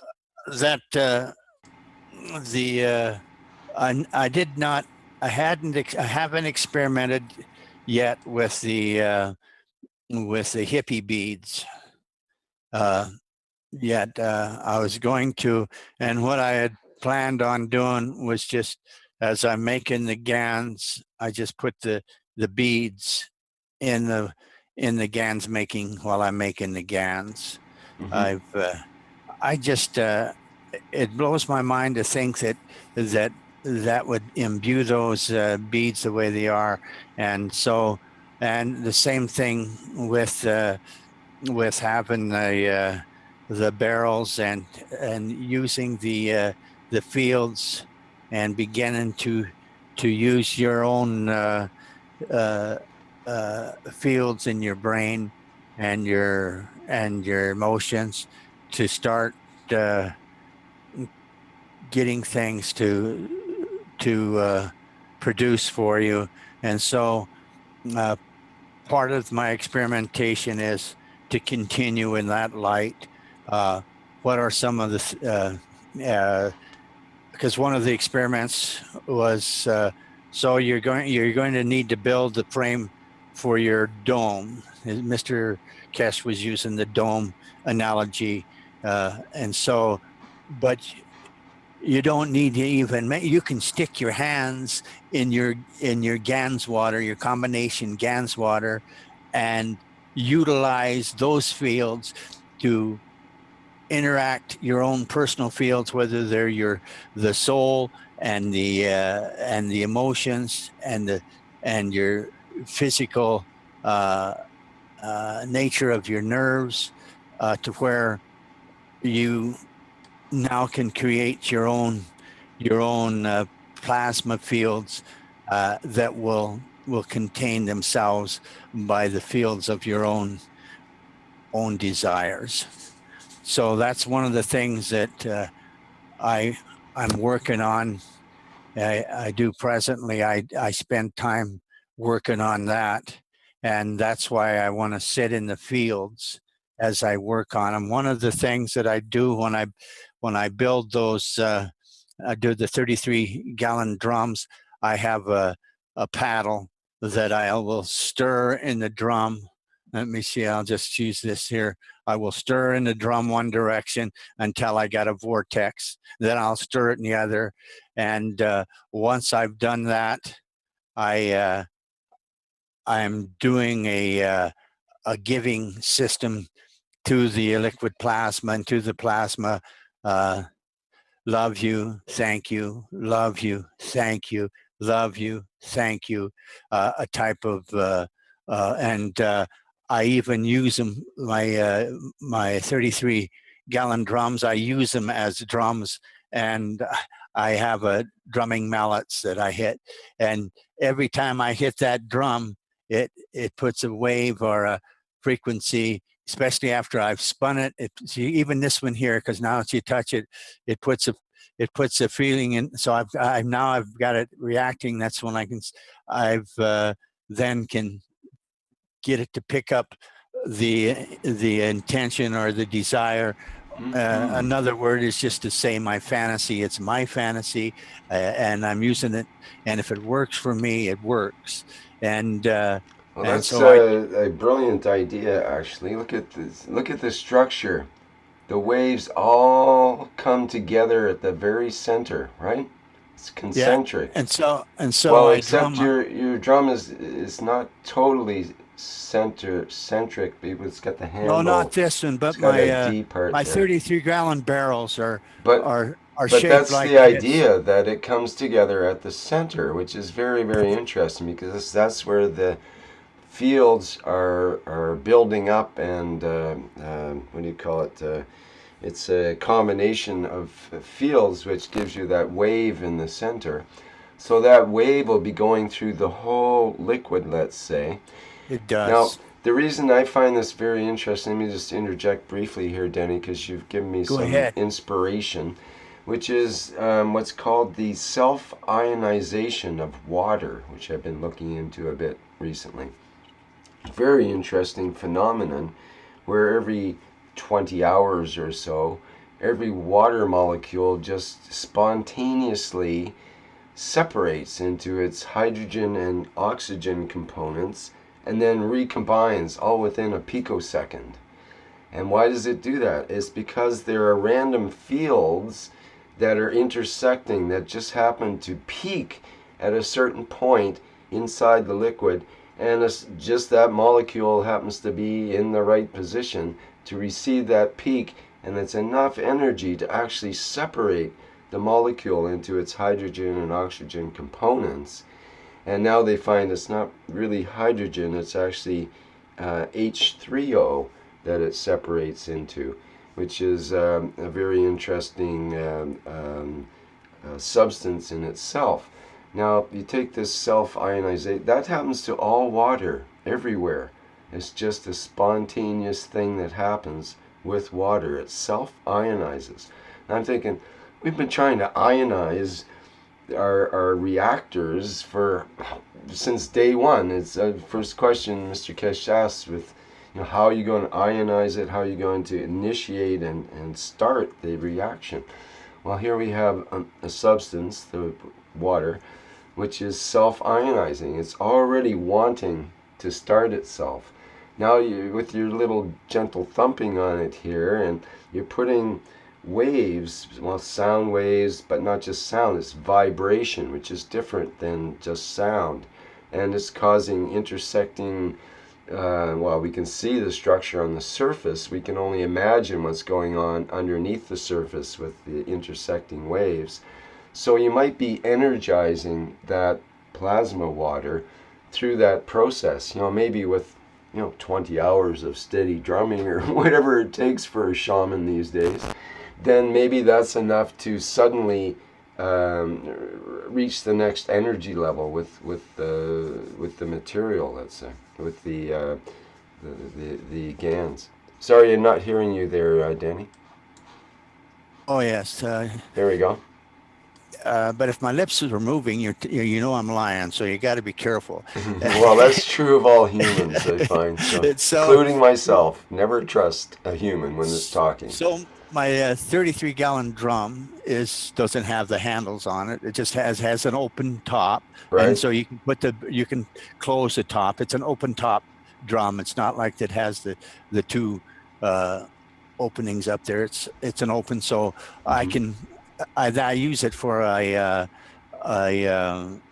CO2 kit, and so once I get it set up, I have several of them, and some are making GANs, or some are for GANs water. So when I don't have salt in it. It has the GANs in the bottom, and it has the unsalted water, the distilled water. And so when I stir it, I get a vortex. Then I have a mallet that I made, and as its vortex is going, I'm drumming it, and then I do that. And then when I'm drumming it, I'm also and you drumming, shamanic drumming. You can look it up. It has a certain speed, variance in speed, and so the whole point is for me to then go into a certain state of myself, so that I then can utilize my, I don't care what it is. I can utilize a fantasy life to where I can come up with certain ideas, or come up with certain notions. At the same time, I'm giving to my GANs water. So now I'm creating a powerful GANs water, and I stir it one way, I stir it the other way, and then late at night, like a night, this is an exception, I would be out drumming it. And let me see, about that speed. And the drum barrel has different sounds for the different, and also the top has a different frequency when you send it down through. So and if you're that wave in the middle start to really peak up, do you try to hit it so that you create that center wave, or what happens at the could you drum it again at the frequency that you would do it at? I also have two mallets. When I want to, I'll change sides, or I'll hit them both sides, so that I can get a double. Okay, you can see that center, like theoretically, if that center keeps getting resonating, it'll start to peak up, it'll jump right up to the top, basically, because it forms a sharp peak there. And so that's the same thing I'll do with the swimming pools.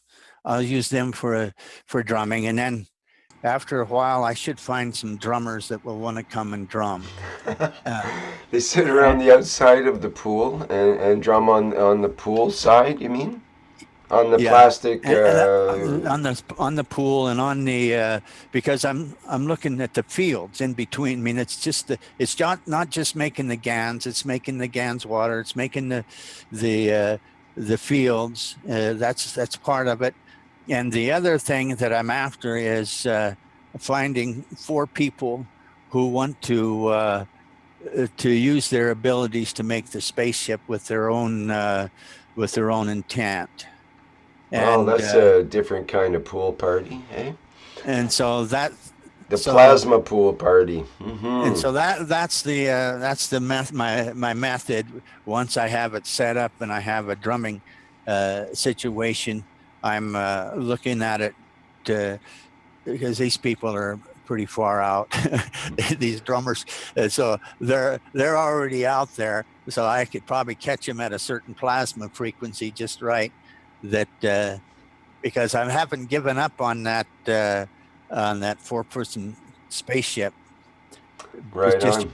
just using the ability of the 4 people. And actually, I think it's not just for you take the the star formation, but you also use 12 people acting as reactors and another 24 out beyond them. So there's still uh, this way to make a spaceship and to do things with just the power of your own essence. So that's one of the things that I keep working on as well. I Well, have that's some. a big one, Denny. Thanks for adding that to the conversation because it's a big. Well, it's the most important part of the whole thing. Actually, it's not just big, but it is the most important. The our inner state and our intention and attention when it comes to these assemblies of parts that we put together and work with in our world, in our apparent physical universe in front of us. So yes, it's the internal state, trying to get back to that essence state where one is tuned into the GANs, and you get feedback from your environment then when you're tuned in as well, so that you learn, well, I have to drum a little bit faster, a little less, all the little idiosyncrasies in the conditions of the environment become more apparent the more you pay attention, and that's where you penetrate the experiment and get closer to the core principality of the matter, let's say. Or not the matter, you might say. In this case, getting closer to the core, anyways. The principal plasma. Mm-hmm. Yeah, Which is our essential self. That is our essential self. That is our presence. That is our pure presence, with no other attachments. In my opinion, of course, Did Mark get a chance to rest up? Hey, Mark, you still there in the background? You're ready for another round? Well, you guys both set me up pretty good. Well, we all set ourselves up. That's what we're trying to do here. Well, before I start, does anybody else have anything else? Well, someone might have something to say about what was just said or shown. There is the iPhone has a question. It says, "Hello, everyone. Who is on iPhone, by the way? And what is your question?" It's me, Zane. How y'all doing? Oh, hi, Zane. Good. Hi, Zane. Um, I'm okay. I'm trying to make the gold making reactor. You know, I have some friends that are in real desperate need right now. They're going through a transition period. They found a piece of property and it's going for really cheap. And I would really like to help them out. I I got my plastic balls, Mm-hmm. and I made some GANs of 22 karat gold and some GANs of 14 karat gold, and I bought some pH up and some pH down, and uh I was wondering if anyone can give me an idea on exactly the proper way of going about setting up the balls, because the first ball that I made, I put my blood in it, uh some uh some of the liquid plasma of the 22 karat, some of the liquid plasma, the 14 karat, plus a mix of the other GANs. There are no GANs inside the ball. It's just all liquid plasma. I left a little bubble in it for the pH up. I wasn't exactly clear on the amount that I should put in it, but the pH that I got, it's not a liquid form, it's a granule form. So I figured it might be a little easier to play with.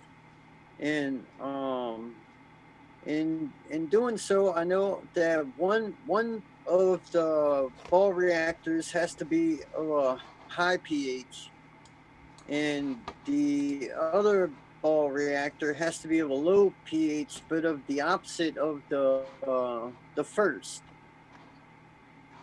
Is that correct? Say that again. That one ball. Just say what the last sentence again. Okay, I know that the one ball reactor has to be of a high pH level, and then the second ball reactor has to be of a low pH level, of the opposite of the first. Right. And so does anyone have anything they can add to that to maybe help me along the way? What else is part of that equation that Mr. Keshe elucidated the other day? Having the two, was there another reactor involved? A third reactor? That was the reactor that does the creating, is that right? And the other two are the field reactors? Anybody help me with that? Like the transformation, transmutation, and the other one is the one that kind of directs the transmutation. Anyone have any memories on that or direction? Yeah, I have. I think what it was. Hello, everybody. Hi, Mario. Hey, Mario. Um, as I recall, you want to have two sets of balls loaded opposite, so that you have an interaction of the fields in between. And if you've got the fields with like the spectrum of ganses, then you should have the full spectrum of everything. Also coming out of the central core where they're connected. Then you take your gold GANs and you find the spot where it hits a Coulomb barrier, where it interacts with the gold fields in the reactor. But you need to find the right spot with the GANs that it finds a Coulomb barrier and scrapes against the Coulomb barrier, and you rain gold. That was my understanding. So you have your two reactors to create the dynamic field.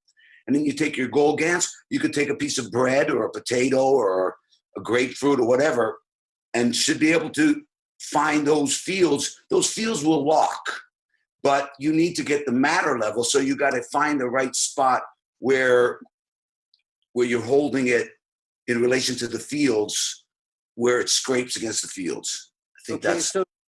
So there's no need to have the gold GANs inside the ball reactors at all. My understanding is no, but I mean, I suppose if you have it in there, it's okay. But you should have really, I could be wrong about this, but my whole feeling is when those two fields create that figure eight, that figure eight is a real infinity loop. It's not just fields going around and around a race car track. There's an opening in the center. That's the central core.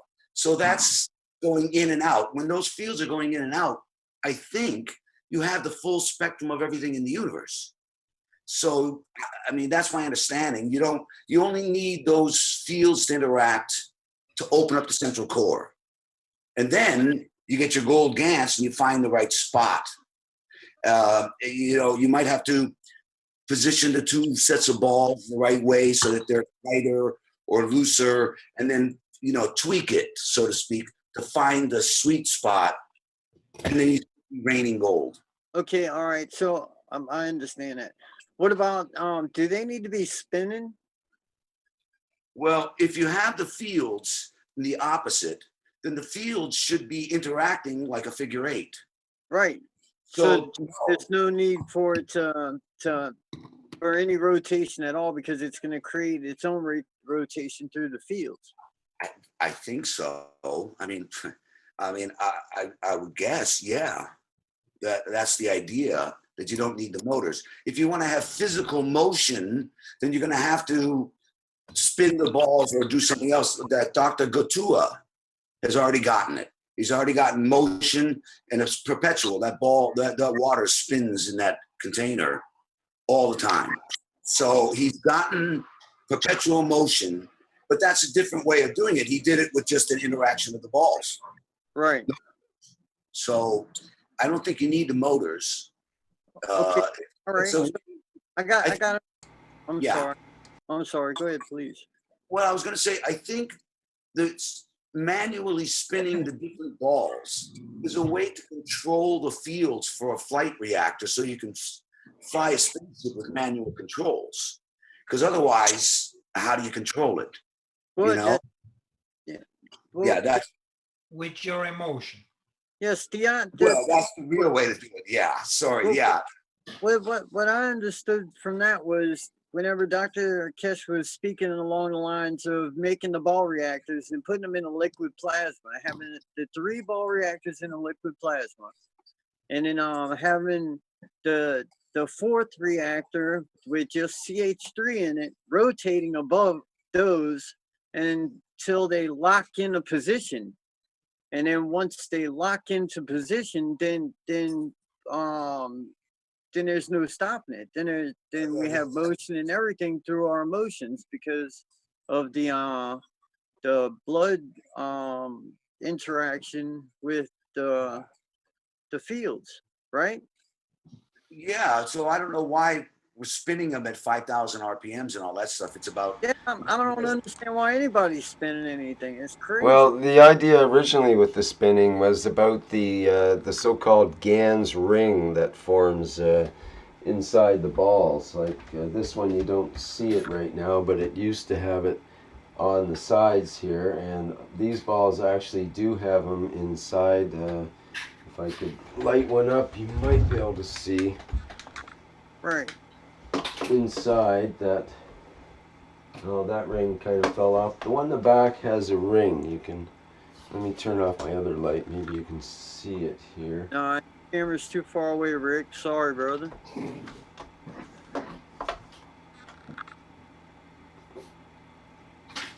Well, you have to trust me that I can see an actual ring inside this ball. And it's pretty popular that there's such a thing called the GANs ring that we were experimenting with a year or 2 ago.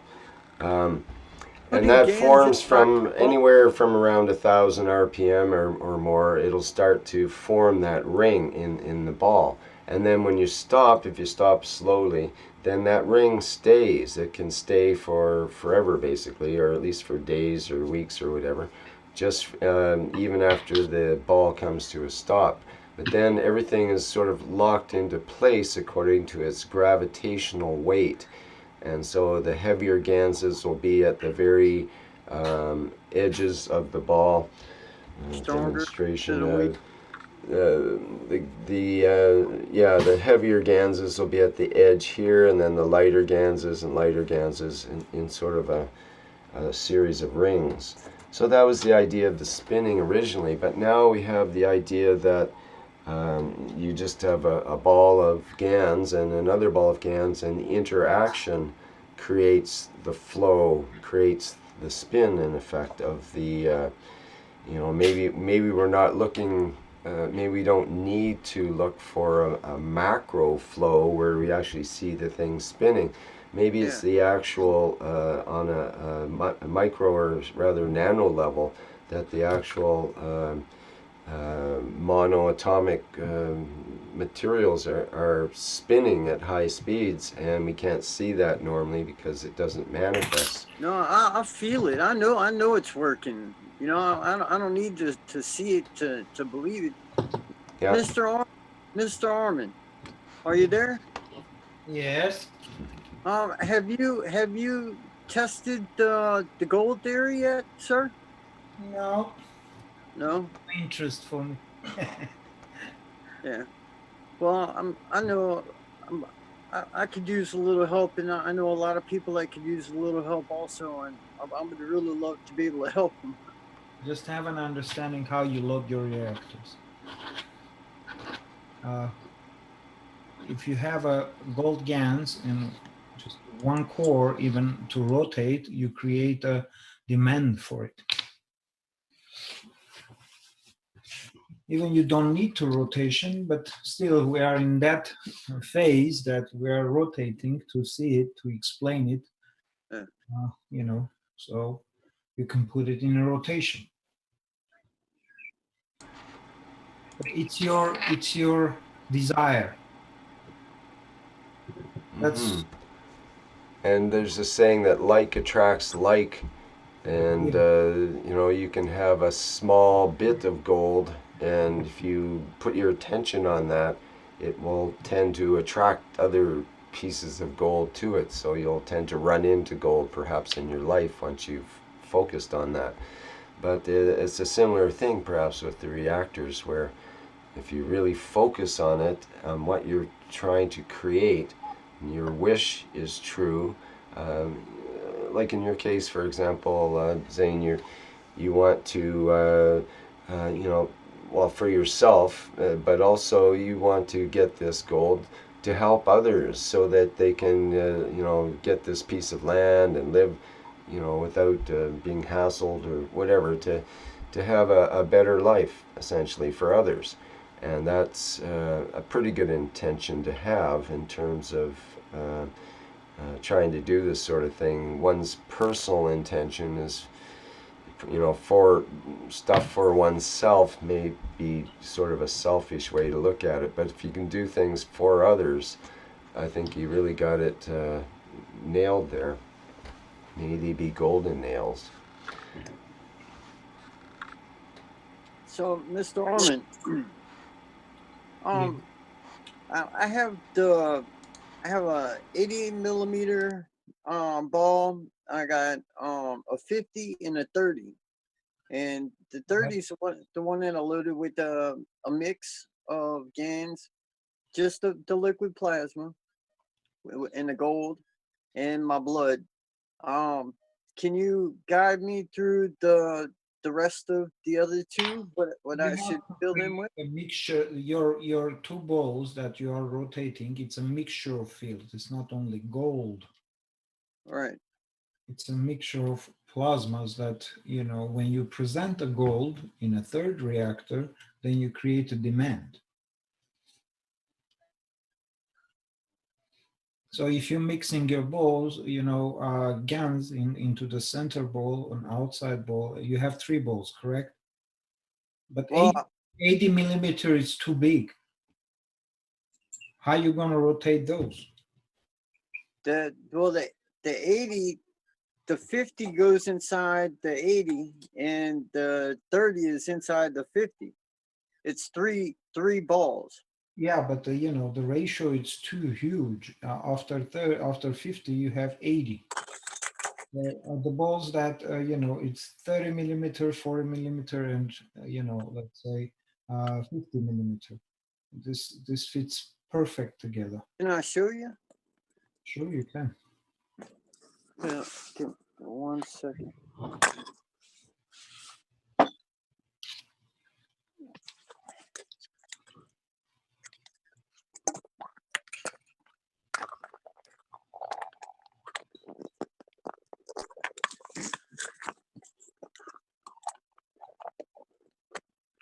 Well, the one I already made. I can't put my camera on. It's disabled. What is it? You can't put your camera on? No. There we go. Here we go. It's too big. It's very big, man.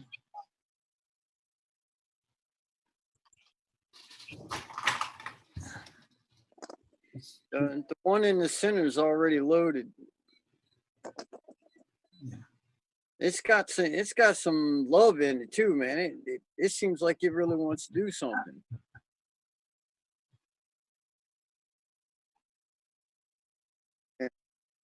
But it's this is too big. You know, how you gonna rotate it? Really, I got a perfect fan motor that the big ball will sit right on like a suction cup. But I wasn't even thinking that I needed to rotate them at all. I was thinking once I put the pH up inside the center, and then had the CO2 and the copper GANs in the middle ball, and then the the outer ball would be the same thing that's in the inside, except without the blood, and then but pH down. Let me explain you this different way that you can understand. Yes, sir. Okay. Should I just keep rotate? Okay, just consider your body. What your body does when you convert the food in your stomach. Sorry, this is not good. It's okay, I understand. Okay. In your body, in your stomach, it's acidic, correct? Yes. Your lymph, it's alkaline. Okay. Okay. So now when you have this condition, you create a flow between alkaline and acidic. But in alkaline, you still have a little bit acidic. And in acidic, you have still a little bit alkaline. Right. So just when you load your reactors, you have to understand these points. How you're loading it and what you're loading it. In your stomach, you have all the materials. Correct? Yes, sir. So it's in acidic condition. Outside, it's in alkaline condition. Okay, so the alkaline, could I just use the CO2 and zinc GANs? Would that be alkaline enough? Just no, you can use it. Okay. In your lymph, you carry all the fields too. Okay. In your stomach, you carry all the fields because it's a GAN state. So when you transfer the fields to your lymph, now your lymph carries all the fields, whatever you ate from your stomach or you absorbed from your skin and from your breathing. It's a combination of the fields. The gold that you hold in one ball, let's say you gold, that's what your wish is. That's in these balls you can have gold and everything, lead, whatever GANs you can mix it there. But in what your wish is, it's in a one ball. So when you present that field into between these two reactors, then you get what your wish is. You understand? Yes, sir. I have another question. Mm-hmm. See, I don't have a pH meter. I have pH papers, so I'm kind of winging it, doing it the shady tree method. Which is it possible that I can do it that way, or? Yes, you can make acidic. Even you can use your battery acid too, but you know the alkaline you don't need the pH up. You just use NaOH. NaOH. Yeah, if you mix NaOH with your GANs, Yes, sir. you know, washed GANs, whatever you have, your pH will jump 13 and a half. Okay. You understand? Yes, sir. So you keep the GANs because you can convert the GANs to acidic condition or alkaline condition. That's why you wash them. So then you can, you know, mix the way you want. Okay, so in the first reactor, it's got to it's got to be of a high acidic and alkaline content. And then the second Your mixtures, yes. In reality, yes. If you create that kind of condition, then what you have, to understand. So alkaline is start to interact with alkaline, and acidic will start to interact. You create an 8. An 8, yes, sir. 4 fields interacting. 2 fields interacting, actually.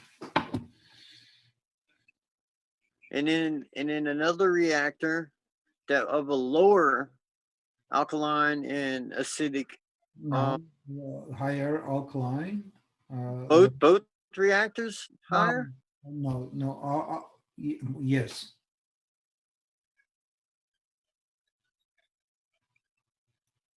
Huh. Okay. I thought if it was a lower, then it would create a pool of the fields to make it, more of a. Your stomach is acidic. Yes, your sir. Is alkaline, but still it has a little bit acidity inside too. So create acidic, create alkaline, but in a center, you create a mixture of GANs, whatever mixture you have.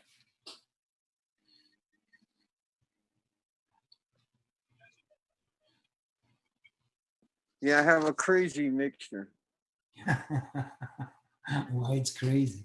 Yeah, I just have so many. I got a little bit of everything, and I worked so hard to get it to this point. Now I just have to figure out exactly how to use it the proper way, so where I can benefit and help everyone that's around me. Okay, put it in motion. Try it, see it, test it. Not one, don't test one. Yeah, I got 3 dozen balls. So 3,000 balls, and try to mix it differently and see what's the interaction it will be. Yes, sir. You show us something new. I will try my hardest. I swear. Next Tuesday, I will definitely try and show y'all something new. Okay. Thank you very much. Really appreciate you, brother. Man, I really appreciate you. Thank you. Thank you that you are over here and trying to create something. It's important. I'm happy. Can I show you something crazy I did? Yes. Okay. Okay, Armin, maybe you can stop the screen share, and sure, we can go to his video. Okay. Let me see. Whoops. I made this like Alex bead set, and it's 27 of them. And inside here, I made this Carolina, kind of a Carolina core, but I didn't put a butterfly in it, which I should have, and I'm upset that I didn't. But inside there is a 3 stacker that I tied these 2, and it did have liquid plasma inside of it, but it evaporated and crystallized all along the inside of the bowl. But I was just trying to see if I could start feeling and interacting with the free plasma, if it was possible, to maybe get some kind of movement. But this down here is my GANs band. Already interacting with plasma. Sir? You are already interacting with plasma. Look, look, whole nano-coated materials, GANs, everything in a plasmatic condition. Yes. So you don't interact with it? Yes, very much. Yes. So I was thinking more on a level of like uh subconsciously, or I don't know, more of like a feeding, you know, mhm. like it would help me along the way. But those GANs, that's a mixture of GANs that have been in there for quite a while. Today I made a GANs of brain. Really? Mhm. Good one, Armin. What kind of brain did you GANs up? Not a monkey, huh? Wow. Not a human, I hope. Okay, I'm gonna mute the video there. Let me show you.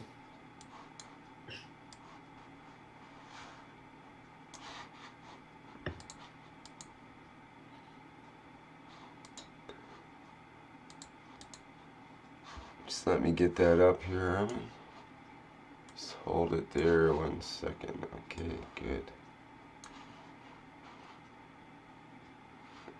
That's the GANs of brain? Yes. Wow.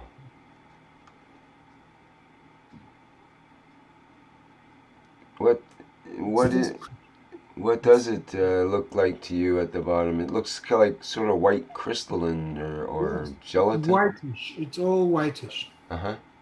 Is it like jelly or is it more like Jelly. GANs? Jelly. It's a very fine, like puffy. It's a first one, only one wash I did, and I'm gonna keep it this way. A little bit of salt left in it for because our It's not brains need really some salt. salt. It's actually cooked several hours. Give Oh, me. goodness.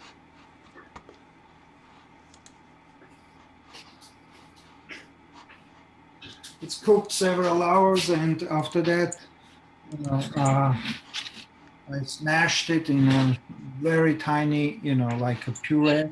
Then I put a caustic, NaOH, and the caustic process. Okay. And what, pray tell, are you planning on doing with your This brain? is a calcium, GANs? pure calcium. Ah, It's for medical use.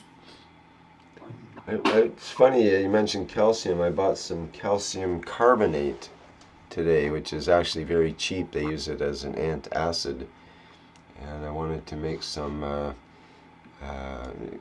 copper acetate and um, calcium carbonate crystals, which you can do and are beautiful, beautiful transparent blue. Has anyone been able to develop any invisibility through the monatomic carbon through to create an sp3 bond structure? Invisibility? Yeah. What do you mean invisibility? Well, graphene in a sp3 structure can render things invisible, and I was wondering if maybe in a monoatomic level, like the CO2, just like two carbon rods, if it was possible to create that. I don't know where do you get the information that the graphene can turn things invisible? The way I Uh, understand it, it's atomic layers, and that the graphene is invisible in those few monoatomic layers. Like, but maybe but there's a you're different you're in Canada, understanding. aren't you? Mm-hmm. Man, you ought to know about all this. Y'all's army is deep in invisibility.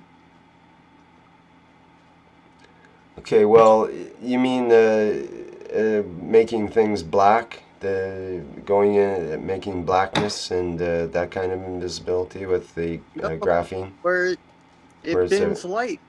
It bends light around whatever structures within. Okay, okay, that one. Right. Okay, well that's another idea there.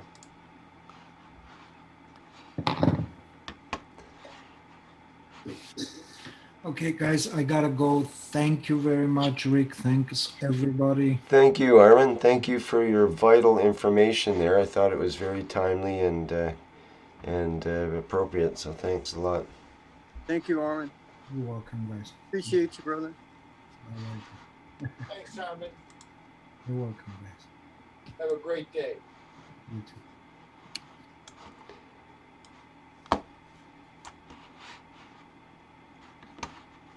Yeah, speaking of graphene, graphite, I bought some graphite hollow rods the other day to experiment with for drive rods for the reactors to isolate from the motor somewhat. So we'll see how that goes maybe next week. Okay, does anyone else have anything in particular to bring up at this point in time? Otherwise, we might fade off into the sunset here. We've been going for 2.5 hours or so almost. I'm sorry that I came in so late, y'all. Hey, I know you were right y'all- on time, no problem. Mark, Thank did you have something else that you wanted to... thanks, Zane. Mark, did you have something else you wanted to show there? I know your video is on and showing us a bunch of GANSes. Well, I could. I know it's late. Do you have to get to a meeting or anything like that? No, let's go a few more minutes if you got something you want to show there, and let's see what you got. It's pretty wild. I couldn't understand it when I first did it, and everybody's talking about interaction with our GANs, right? Let me look around here. Let me turn my screen around here. And I won't try to, I'm not going to try to take up too much time, but I had a funny, I don't know what happened here, because like I said, well, first of all, when Armin told us about the pH, and we discussed it last week, my meter was wrong. Well, and I went out and I made sure that, because I called the company and I said, well, what's wrong with my meter? And the dude said, well, are you calibrating it every other time? And I said, no, I calibrate it like once or twice out of the 30 days. He said, no, how many times you use it? Well, I said, so like 2 or 3 times a week. He said, oh, no, you got to calibrate it. So I went out and I bought the calibration stuff for the pH 7 and the pH 4. So every time now you can get a good calibration, because I can't afford the one that Armin has, because that's a good one. I can only afford the little stick one. But besides that, so anyway, so now I got some really good readings on my pH on the 6 here, and I understand why he didn't understand why my readings were off for the CO2, for the CH3, for the CuO, and I did it in 3 different forms. But now I got a good reading, and I talked to the guy at the with the stick, and I got good readings, and now I understand what he said was because the CH3 should be the lowest, and he's right. The CH3 is a 5.6, and like the CO2 is the 6.9, and on the opposite end here, the good end, which is the exit end, the CO2 is 7.0, and the CH3 is 6.6, 6.6, 5.6. CuO now reads at 6.3, 6.4. CO2 now reads at 6.9 and 7.0. So now I'm getting a true reading. Like he said, there's a plus and a minus.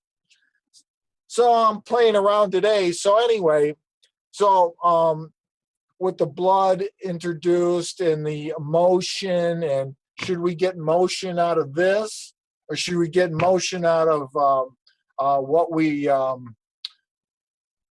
so anyway, like Caroline said, and the deeper thought was, I made my GANs. All these GANs are made from salts that I put my feet in. I steep the water. I have the salt.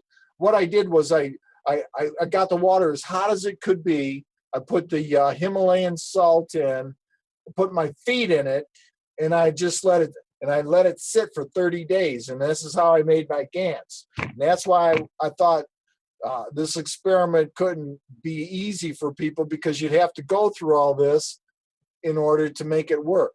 And if it works right now in front of you, like it worked for me for the last 3 times, I'll be totally amazed. So anyway, so what I did was, people that have been putting their blood in the water, I didn't like that idea. You got to cut yourself, and it didn't feel right, and it didn't, to me, it didn't feel complete. So I thought about it. First of all, putting your feet in water and salt, that's the introduction to everything. Caroline told us, introduce yourself to everything. Well, the beginning is our feet. It's earth, it's everything. It's the start and the beginning. So that's how I started my experiments. So now it's got me to this point where I thought, blood doesn't. So for 30 days, I grew out my fingernails, all 10 of my fingernails and all 10 of my toenails. And it was tough, because I'm a nail. I bite my nails, but I got enough nail from side to side to where it was enough to where I could clip it, so that it was enough of me. Because I think that even when in death, when our body goes away, they tell us that the nails still live on. They grow. And then I thought, well, hair, and they said hair does the same thing. So I took 10 fingernails, 10 toenails, and 10 and a clipping from the top of my head, the core. I just went up there with scissors and figured, that's the center. Boom, cut a piece off. And then I made a mixture in a little container about this small, with the 10 and the 10 fingernails and then 10 toenails and a little bit of hair in it. And then what I did was I just put distilled water in it and a little bit of NaOH, right? NaOH, yes, the caustic. And then I just let it set for a while, and I had it up on my stuff, and I'd mix it up, and it was in a little container like this. And then I said, well, that's cool. And it started breaking everything down. So then every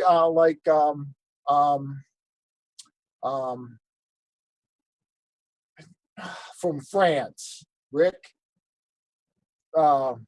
Klaus, no, the food guy from France told us to wash it with CO2. Jill, no, Claude, no.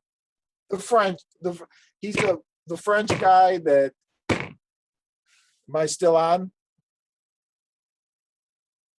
Figure out who you're talking about there. I think you know who you mean. Not Klaus, but We anyway. know at least 8,000 French guys. Hi, Sandor. So anyway, I think you can kind of follow the story. So anyway, it broke down my fingernails and hair in the NOA, and the solution was real nice. So then I took it because I was ready to wash it, and like he said, use CO2, the best of the CO2 I had.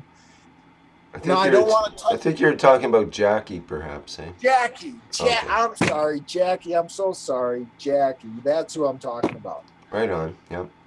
Okay. Carry on. Sorry. So I don't want to touch it yet. I want to finish the story. So I transferred it out of this into just because I wanted to wash the solution now from just an all caustic solution, and my nails and everything broke down in this here into a bigger container just to start washing it. So I took this and put it into a bigger container, the whole thing, caustic and everything. And then I just added distilled water and about 6 milliliters of CO2. I took it and it filled it up to where it's about 16, a little bit more than 16 ounces. So I figured I'm just going to wash this stuff and I'm ready to go. But today I had to move it around because I had all that other stuff ready to go. But I was holding it, and I hope it happens again. And I have to be really still. Now should be all me inside this. So I'm going to just slide it off where I've been keeping it.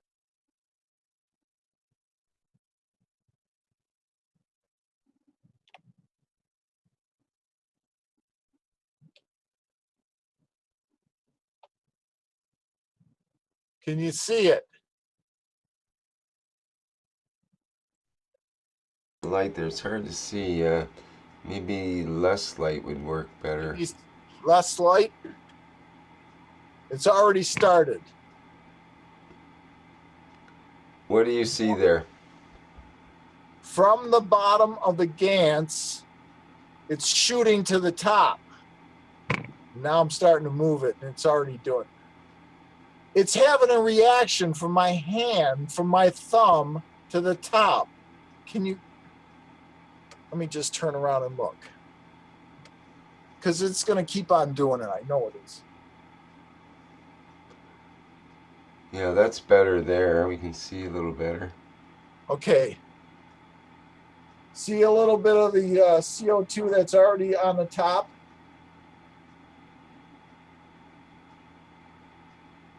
Watch it start jetting out from the bottom to the top. It comes out from the bottom of the thumb. Yeah, well, it'll tend to do that from the heat from your thumb, I would suppose, but also maybe a field thing happening. I'm not sure. We can see things moving around there pretty good, yeah.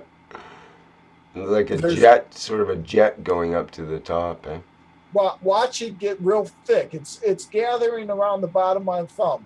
And once it gets really heavy, the material that gets real heavy, and then all of a sudden... it looks like almost a vortex in the center there. There's a thread going up to the top, eh? Exactly. Oh, that's nice. If I put both of my hands on there, it'll shoot. Yeah.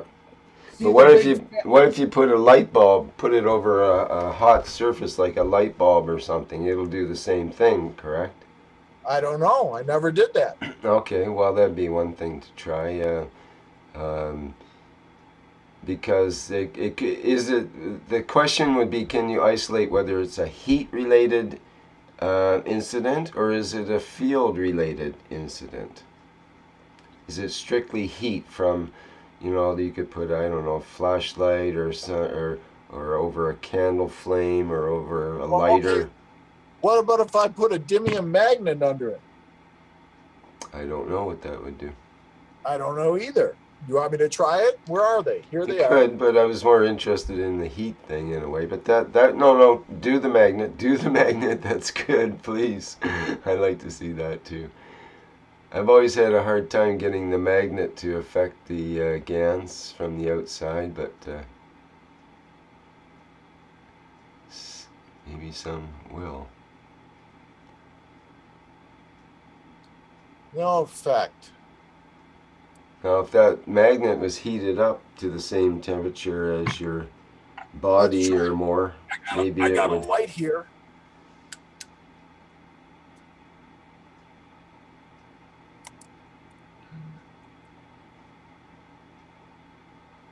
No, that might not be strong enough. Mm-hmm. Have to be a Yeah, warm. What yeah, about? because once I stop, it settles down. Mhm.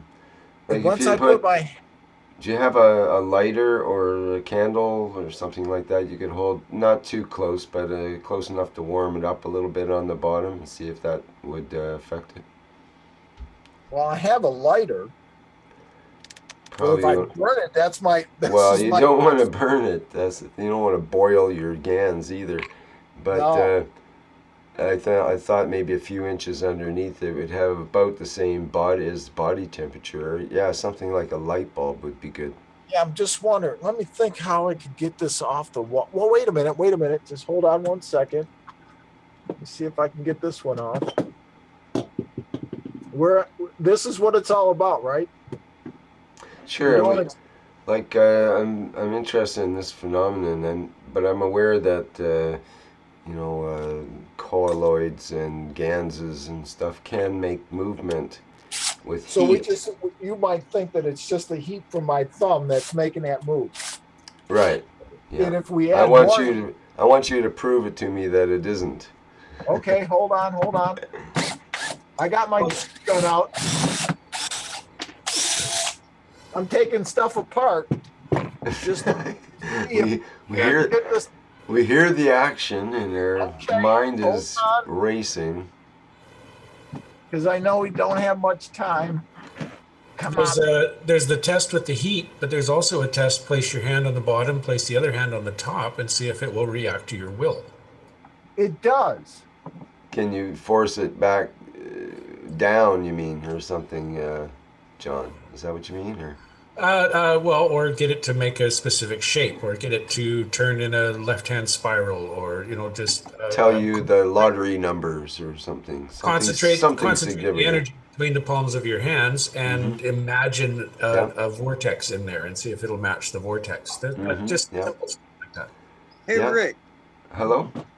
I got some CH3 GANs, and man, they're attracted to a magnet. Is that GANs at all?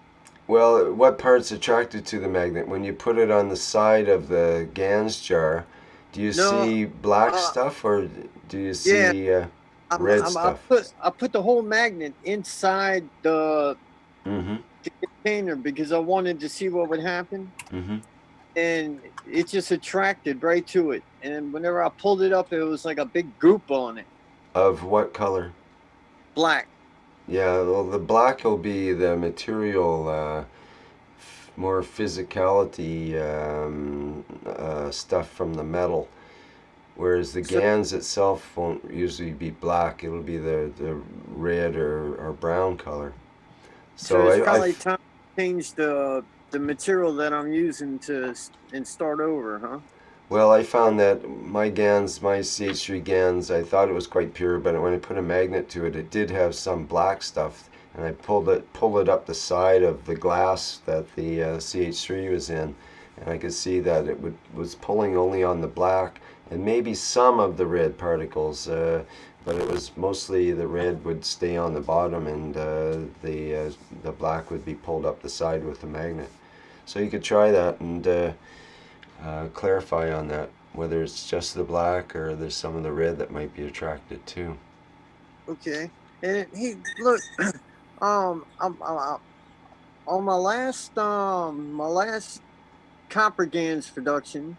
Whenever I was transferring the GANs, they were a copper color. Okay. And then and at the bottom of the bucket there was a lot of goop. So I transferred the liquid out of the bucket, and then I put the goop, which was red, into just a container. And I wish I could show you what it looks like now, but Did it turn um black? no, it turned the blue like GANs. All the copper color turned green. Mm-hmm. Yeah. Well, people often run air, air bubbler to change it over. I understand. I haven't done that myself, but Yeah. I do Well, have a bubbler I got to an do that. oxygen machine that I run it, that I pump into it, Oh yeah. but that Well, how I did you still start out with the red GANs to, or the how did you get the sludgy stuff? You probably use electricity, right, with some voltage yeah to it, I was using right? um 0.2 amps. Right, which is quite a bit. And what voltage? It was less than a volt. Oh yeah. Well, it's quite a high amperage, and Just that was probably I thought enough. 0.09, I mean 0.02 is like really low. 0.2 or 0.02? No, 0.02. Okay, that's like 20 milliamps, and that's not too bad. Hey, Well, Rick, I have some CH3 right here that's red, and it moves with the magnet. I can this push it around. the CH3 does. Yeah, doing it right now. Can you show us a video of it, or? Yeah, sure. Let's start my picture. Okay, that'd be great. Just let me get you set up here. Hang on. My Let me get internet's it really bad. pinned. There we go. It's red. It's moving around. Are you sure the part that's moving is red and it isn't black? All of it looks. No, it's not black. It's definitely red. Mm-hmm. I don't think you want that. I don't think you want a magnet to move your GANs like that. Well, when I tried. I got a nano-coated copper wire in a coil. A friend of mine last year took a coil, and he put it in a drawer with some magnets just to store it somewhere. And for a while, he said the copper acted like a magnet for a minute. So I think I put it next to some magnets in a container, in a drawer, same thing. And it looked like it was sticking to the magnet. So, but then right away it wasn't anymore. So it was temporarily magnetized. So now I've got it sandwiched in between. I was thinking if I could get that copper to act like a magnet, the nano copper, might be able to get something out of that. I'm not really sure what, but it really looks to me like this is like, if I bring it up to there, can you see the color of it? It's red that's moving. That's all. Seems like a very dark red, though. Eh? Yeah, mine does the same thing. I'm still washing it. That's just, I still needs another couple of washes, I think, because I use a lot of salt. I use very little, but I got iodized salt, so I've been trying to, I thought, well, waste some extra water washing it extra times. And I dumped the whole, like I want to keep the amino acids in it, so I just take the container and I don't pull out the GANs. I just start washing it right in the container. I just poured it right in there. So it's got the amino acids and everything all mixed in there, and it's still got a fair amount of salt. But I mean, That's when interesting. yeah, Well, you it see makes it, sense. It's got iron as part of its structure, and that's magnetic substance normally. But yeah, and what is other people's experience with that? Is that CH3 GANs always magnetic for others? Any feedback? Mine's doing the same thing. I can show it to you right now. It's crazy. If there's something that's attracted to the magnet, though, that means there's a metal content in the water. Isn't that correct? well, it's also possible that the GANs is behaving like a magnet. In other words, it's transferred the fields. When you put that magnet next to it, Yeah, it's but magnetizing the yeah, but metal. I, Is that the to iron? to our understanding, CH3 shouldn't be magnetical. It should be gravitational. There should be. No, I thought It should, CH3 is magnetical. No, it is magnetical, man. Yeah, it's magnetical. But it also, CH3 is magnetical. yeah, it's Well, the energy. it's Well, it depends on how you use it, I suppose. I think it's both in a way because Yeah. we look at it as gravitational in the sense that it draws in and so on, but at the same time it seems magnetical, at least in the uh, perhaps more in the matter state magnetical rather than the plasmatic magnetic. Exactly, because it's in a matter state. CH3 is gravitational because it's pulling in the lighter matter. Maybe, but I don't think so. I thought my understanding was Mr. Keshe said the reason what happens with the CH3 is it's magnetical and it releases its fields, and so it always needs to draw from the stronger to balance it. So it automatically creates a draw.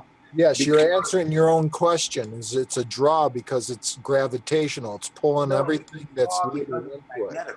I thought that's why you said whenever we had the ball reactors inside the liquid plasma, H3 is the center one as the fourth one to get them to lock into place. Yeah, I think. Well, but the point is, the iron that's getting magnetized is not a magnet when it's not in the presence of a magnetic field. But when you bring it into a presence of a magnetic field, it actually changes its behavior. And so I'm thinking that so does the GANs. Mm-hmm. It could be, and it could be a difference in the way it's made and so on. May alter the structure. Different people have different results, especially with the CH3 GANs. There's slightly different colors that come out of the experiments, for example. So there must be some difference in the structures. Maybe some of them are magnetical in the sense that they're attracted to magnets, and some of them aren't. I'm wondering. Any other feedback on the magnetical CH3 question out there? I think everything has to have a magnetical and a gravitational balance. That's the whole point. So everything has magnetical and gravitational. What you're really talking about is the relationship of one to another. When you have gold GANs or a heavier GANs, you're going to have a drawing to the weaker, which is the CH3. But the CH3, it doesn't have oxide. It's not one of the oxides. Anything with an oxide acts as a gravitational. Mario? Yeah, isn't that right? May I ask a question, Mario? Mm-hmm. When you say that everything should be equal, right? Gravitation. They're always try to balance. Yeah, but that doesn't work because balance never happens. If everything was in a balanced state, then we'd never have forward progress. Then we would be in the universal community. If humans were in a balanced state, then we would already be in the universal community. The reason we're not is because we're out. Well, of course we're not, because we're not in a balanced state. But what I'm saying is, if we thought we were in a balanced state, we would never achieve what we're trying to. We would be at a neutral state, like you're saying. The yin and yang doesn't work anymore. They've convinced us that there's the one and the two makes three, and it doesn't. Well, it depends on what level you speak of. Like if, for example, you mix acid and base together, you get sort of a salt sort of thing that's neutral. It neutralizes each other. That's a balance, but it's different than having the acid beside the base and having them rotating in a reactor. They're separated, but yet there's a balance there. There's an interaction of the fields that balance out. So there's sort of two ideas that are sort of. I know it's a non-argumental issue, but I'm just thinking that we've been in this this mindset that what we're still thinking in, and Mr. Keshe keeps telling us, step out of the box, step out of the box. Don't keep thinking that there's just like so many paradigms. There's many paradigms. You know, there's things that we don't even understand that we're trying to understand. Yeah. You know, we're making experiments and we're doing things that we don't even understand. So when we say that, you know, the yin and yang, and you know, we as a small group have to move past that, not even argue about it. We're Mario, are you still on liquid plasma? pardon me. Yeah, more or less, but I've been eating lately. I've got some iodine finally, but now I've gotten to where every time I eat, I don't feel good, and I'm mostly just eating because of stuff I want to eat, and I had to start over with making all my GANs. I don't have any reactors here, nothing. So, yeah. How are you doing? Same. Good, real good, man. Really, really, really good.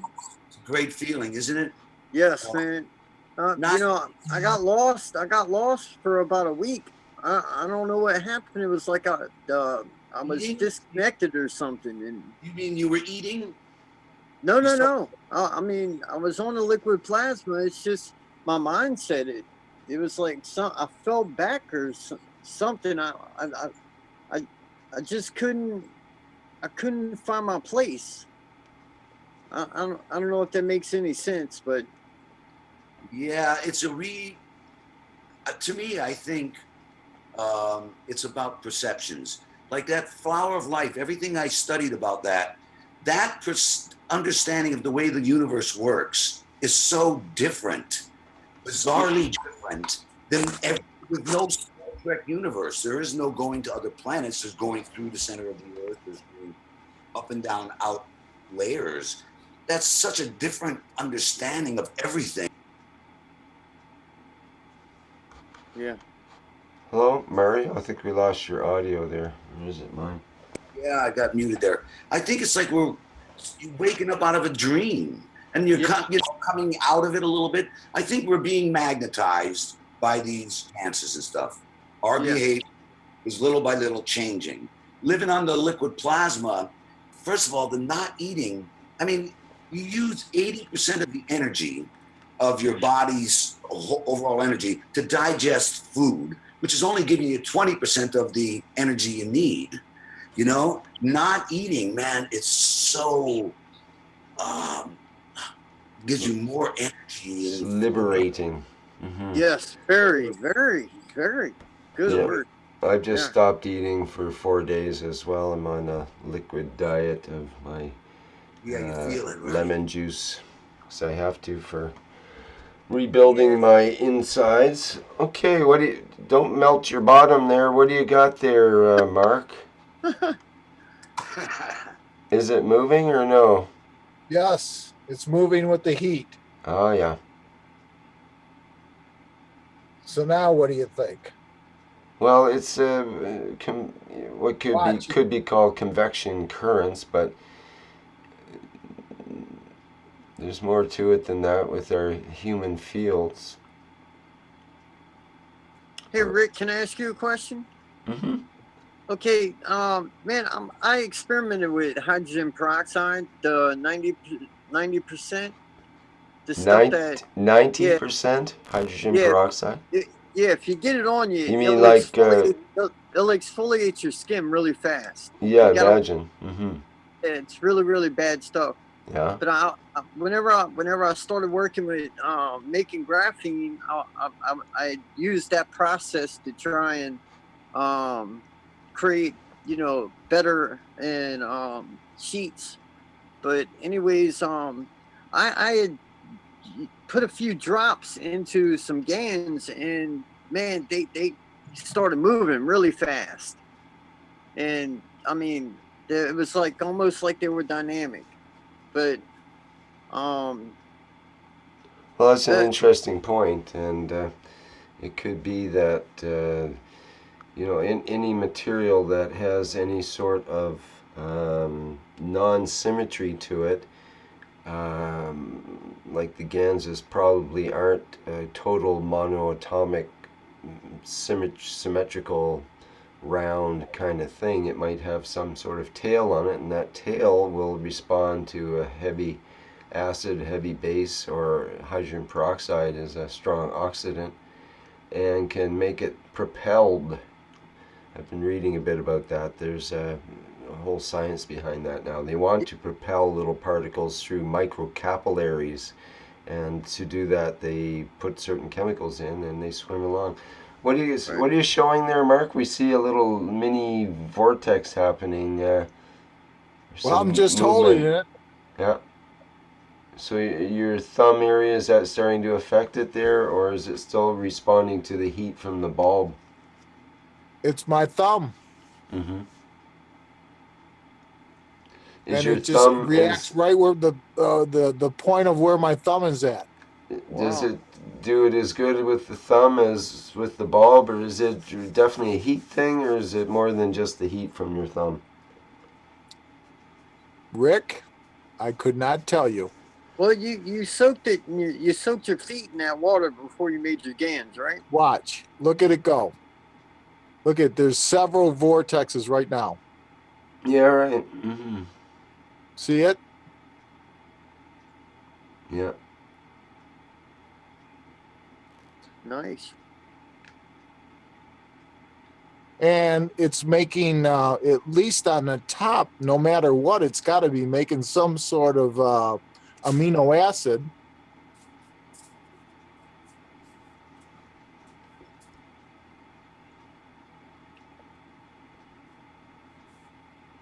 So anyway, that freaked me out. Interesting. How does that happen? It was a light bulb, and now it's my thumb. And it's on camera. Well, if you can use your thumb to make the GANs into a light bulb, then you really got something. We should be able to hold our GANs and make it turn into light, to glow. Oh, so you want me to stand here in front of the camera, disconnect the bulb, hold the bulb, and hold my GANs? Well, no, I thought the GANs itself would glow, not the bulb. You make a bulb out of GANs and hold the bulb, perhaps, and it should glow.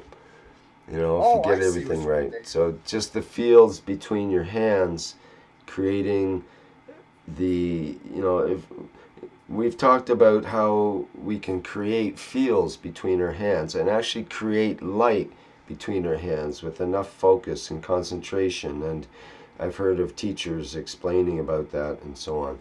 And what if we could hold our GANs in between our hands and use the GANs to be an intermediary, so it's easier to see that field interaction and easier to see light from the GANs. So maybe there's a way to do that, I'm thinking. You know, last year when I'm back in Shanghai now, but when I was in this other flat in Shanghai, and I had the 2 reactors going, and I had all these pound of copper nano-coated and ganses all over the place and stuff in this tiny little room. Because I was living in one room, when I went to bed, I was in the same room as the reactors that were spinning and everything. And I would turn the light off, and it was pitch black. I could rub my hands together and it would light up. I would rub my finger on a fabric, and any kind of friction, I would get light all the time, whenever. Tried videoing it and nothing, but I don't know, maybe it was the setting on my phone. I might have been able to get it, but scraping my finger across a fabric, pitch black. I videoed it. The video I was looking at was pitch black, but I could see the finger and the light scraping against the. I'm wondering, like, Rick, you probably are in a pretty thick plasma environment. Have you ever tried shutting the lights off in pitch black and seeing if you don't get light? Maybe all of you. You know, most people I get so many lights on in terms of little red and green and blue lights and different devices and stuff. It would take me all night to unplug them probably. And there's always a bit of residual light, it seems. But I'll yeah, close that's an interesting idea. I think only in total darkness can we start to see the light, so to speak. And that's been talked about in the private teachings as well. What do you see there, Mark? Something special? Mario, are you on Facebook? Yeah, but I don't. I guess Mario Train, my Facebook name. I don't even. I use it only to. Anyway, yeah, sure. You want to contact me? Yes, I do. I would like to talk to you, brother. Sure, man. Um, You guys can. Facebook, you can find me, Mario Train, Trane, I guess. Okay, that's good enough. Hopefully that doesn't create a flood of people trying to drown you out or something. So what are we seeing here? This is a good close-up. If we can see the actual... Is there 2 thumbs on this or 1, Mark? 2. Mm-hmm. Can you see the action? Now we got 2 vortex from both thumbs. Oops. So it's kind of hard to see there. It's getting blurrier as you get closer, I think. Or Nope. Stop.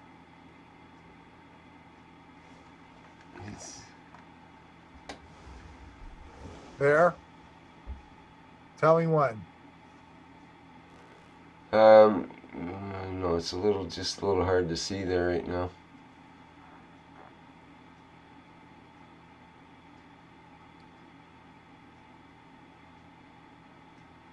Darn. I wonder if I put a little bit of lighting underneath it. You might have to light inside the container rather than backlighting it or something. I have this one. Let me just light this baby up. I mean, with both thumbs, you got 2 different vortexes.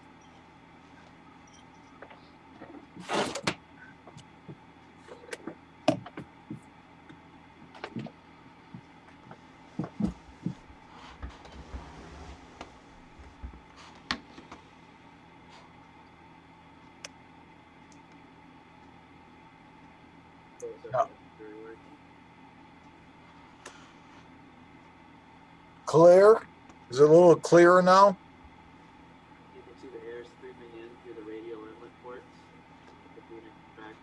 Somebody's got their phone on. I think maybe I'm going to mute maybe Denny, somebody else. Okay, go ahead, Mark.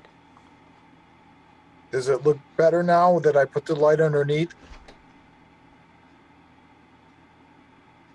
We're not seeing any vortex right now, right? But I don't have my thumbs right. under it. Yeah, I'm not sure if that's going to work with the vortex thing or not. It's we'd have to see it happening, I guess. We could try it. You can definitely see the underneath.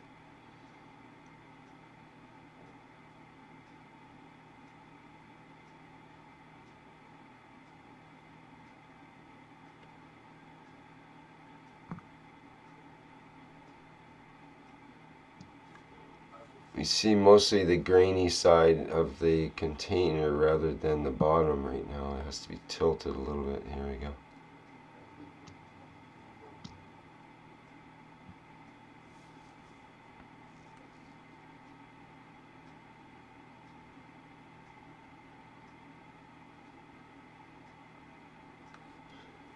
Probably because I was jiggling and it's not going to work.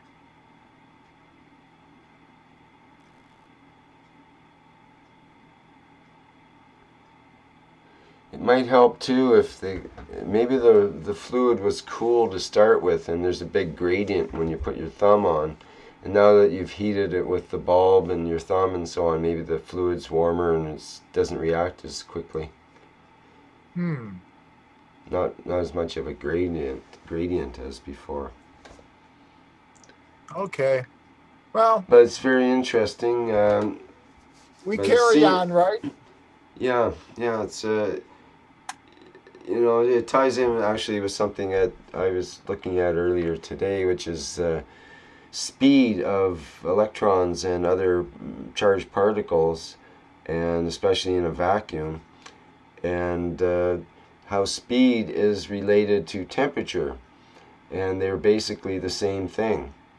So you can actually make a particle go really fast, and you don't have to make it millions of degrees. It can go as fast as millions of degrees, but it doesn't actually generate any heat until it actually interacts with other particles in a fusion or some other fission or something like that.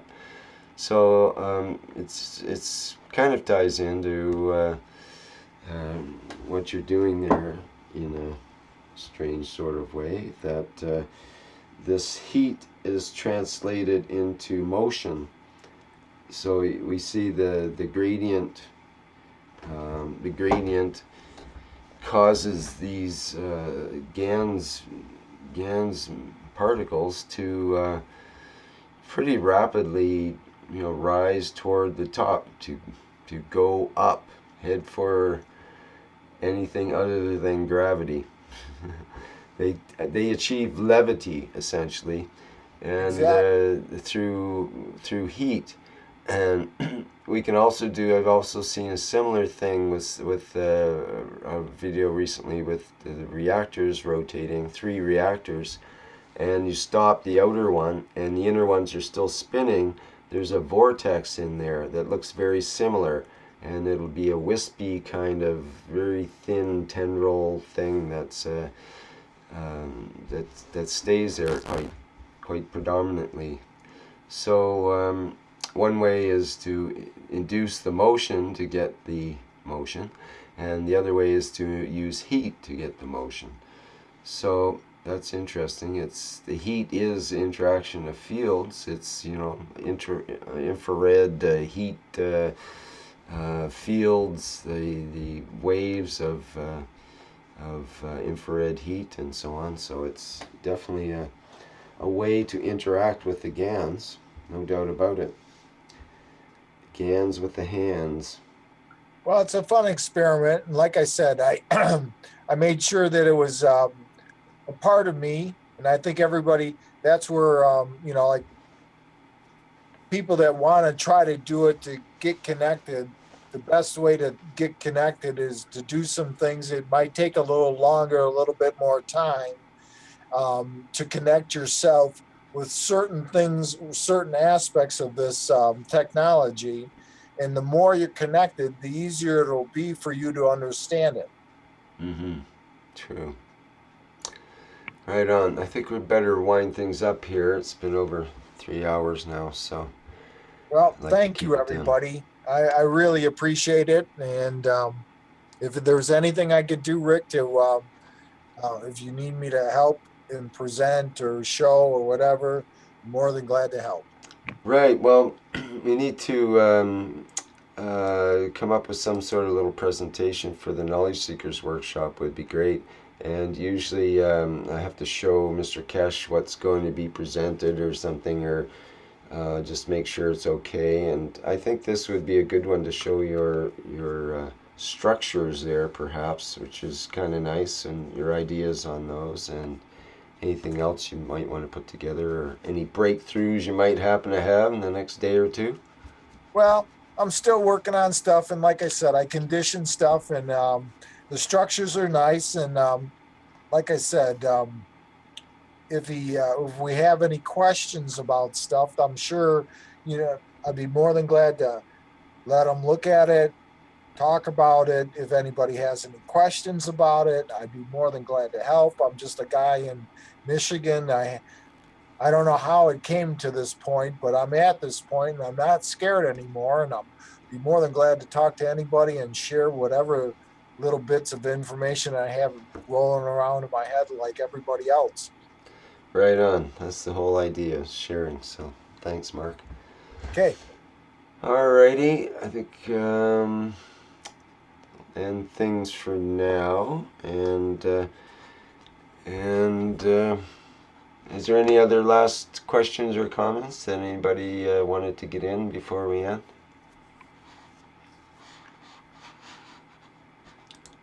Well, I'd like to just say to Zane, I think I just sent you, you're on iPhone. I just sent you my email address. You can let me know if we can hook up on Skype or something like that too, if you want to talk. Thank you, brother. I appreciate Okay. you. Right on, guys. Rick, Oh, thank you, thank you, Tuesday. brother. Thanks everybody Hey, for showing stuff hanging in today. there strong. Pardon me, sorry? So you've been hanging in there strong. Yep, 3.5 years or more just in this Woo! plasma reactor group. And I think we're getting actually very close to showing some real results, let's say, in the next while. So it remains to be seen, of course, but we're zeroing in on that principal matter at the center of all things. More and more every day, I think. So, alrighty. Thanks, everybody, and I'm going to end the live stream now. Thank you, Rick, for all your help, your contribution. You're a great host, and we appreciate all your diligence. Thank you, Mark. And thank you to the people on live stream there. I'm not sure if I got anybody's questions answered, but there weren't too many there, I don't think. There's one thing. Can you imagine what the plasma field would be put out by the swimming pool? Denny's swimming pool, plasma swimming pool might put out quite a field. A new definition of playing in the field. Penny, I'm gonna come pick him up in my pod, and he can put the pool in the pod, and we can all have a great time. Flying around the planet in the pool with pooing out gold at the same time. What could be better? People loving you, waving, and yes, yes, thank you, everywhere you go. And then you find out everybody else is starting to do it too, and wow, that'd be quite a transformed planet. And nobody will be hungry or homeless. Well, we might be hungry and homeless, but we'll have gold all over us. That's the trouble. The gold might be worthless and no longer buys anything, and we're still homeless and helpless. But I don't know. It's a grand idea. I love everything. The idea of everything coated with gold to start with. I think that's a fine idea. Why not? Gold coat the planet. Let's gild the planet. I swear, didn't they tell us the streets would be paved with gold? That's right. That's supposed to be that way in this new age. So if it is to create materials, in that case, I will be much more interested in creating water, because I can live many lifetimes without any gold, but I cannot live more than 3 days without water. Yes. But the ancients, they knew the secret of the monatomic gold to live forever. You can only live 3 days with water, but you can live forever with the monatomic gold, perhaps. Without drinking water? Yeah, yes, because you're in your astral body, not in your physicality. That would be the difference. Oh, we'll leave all that philosophical arguments up to another day, perhaps. But thank you for entering that question in there, Shandor. Well, love and kisses to everybody. Have a good week. Okay, I'm going to stop the live stream now.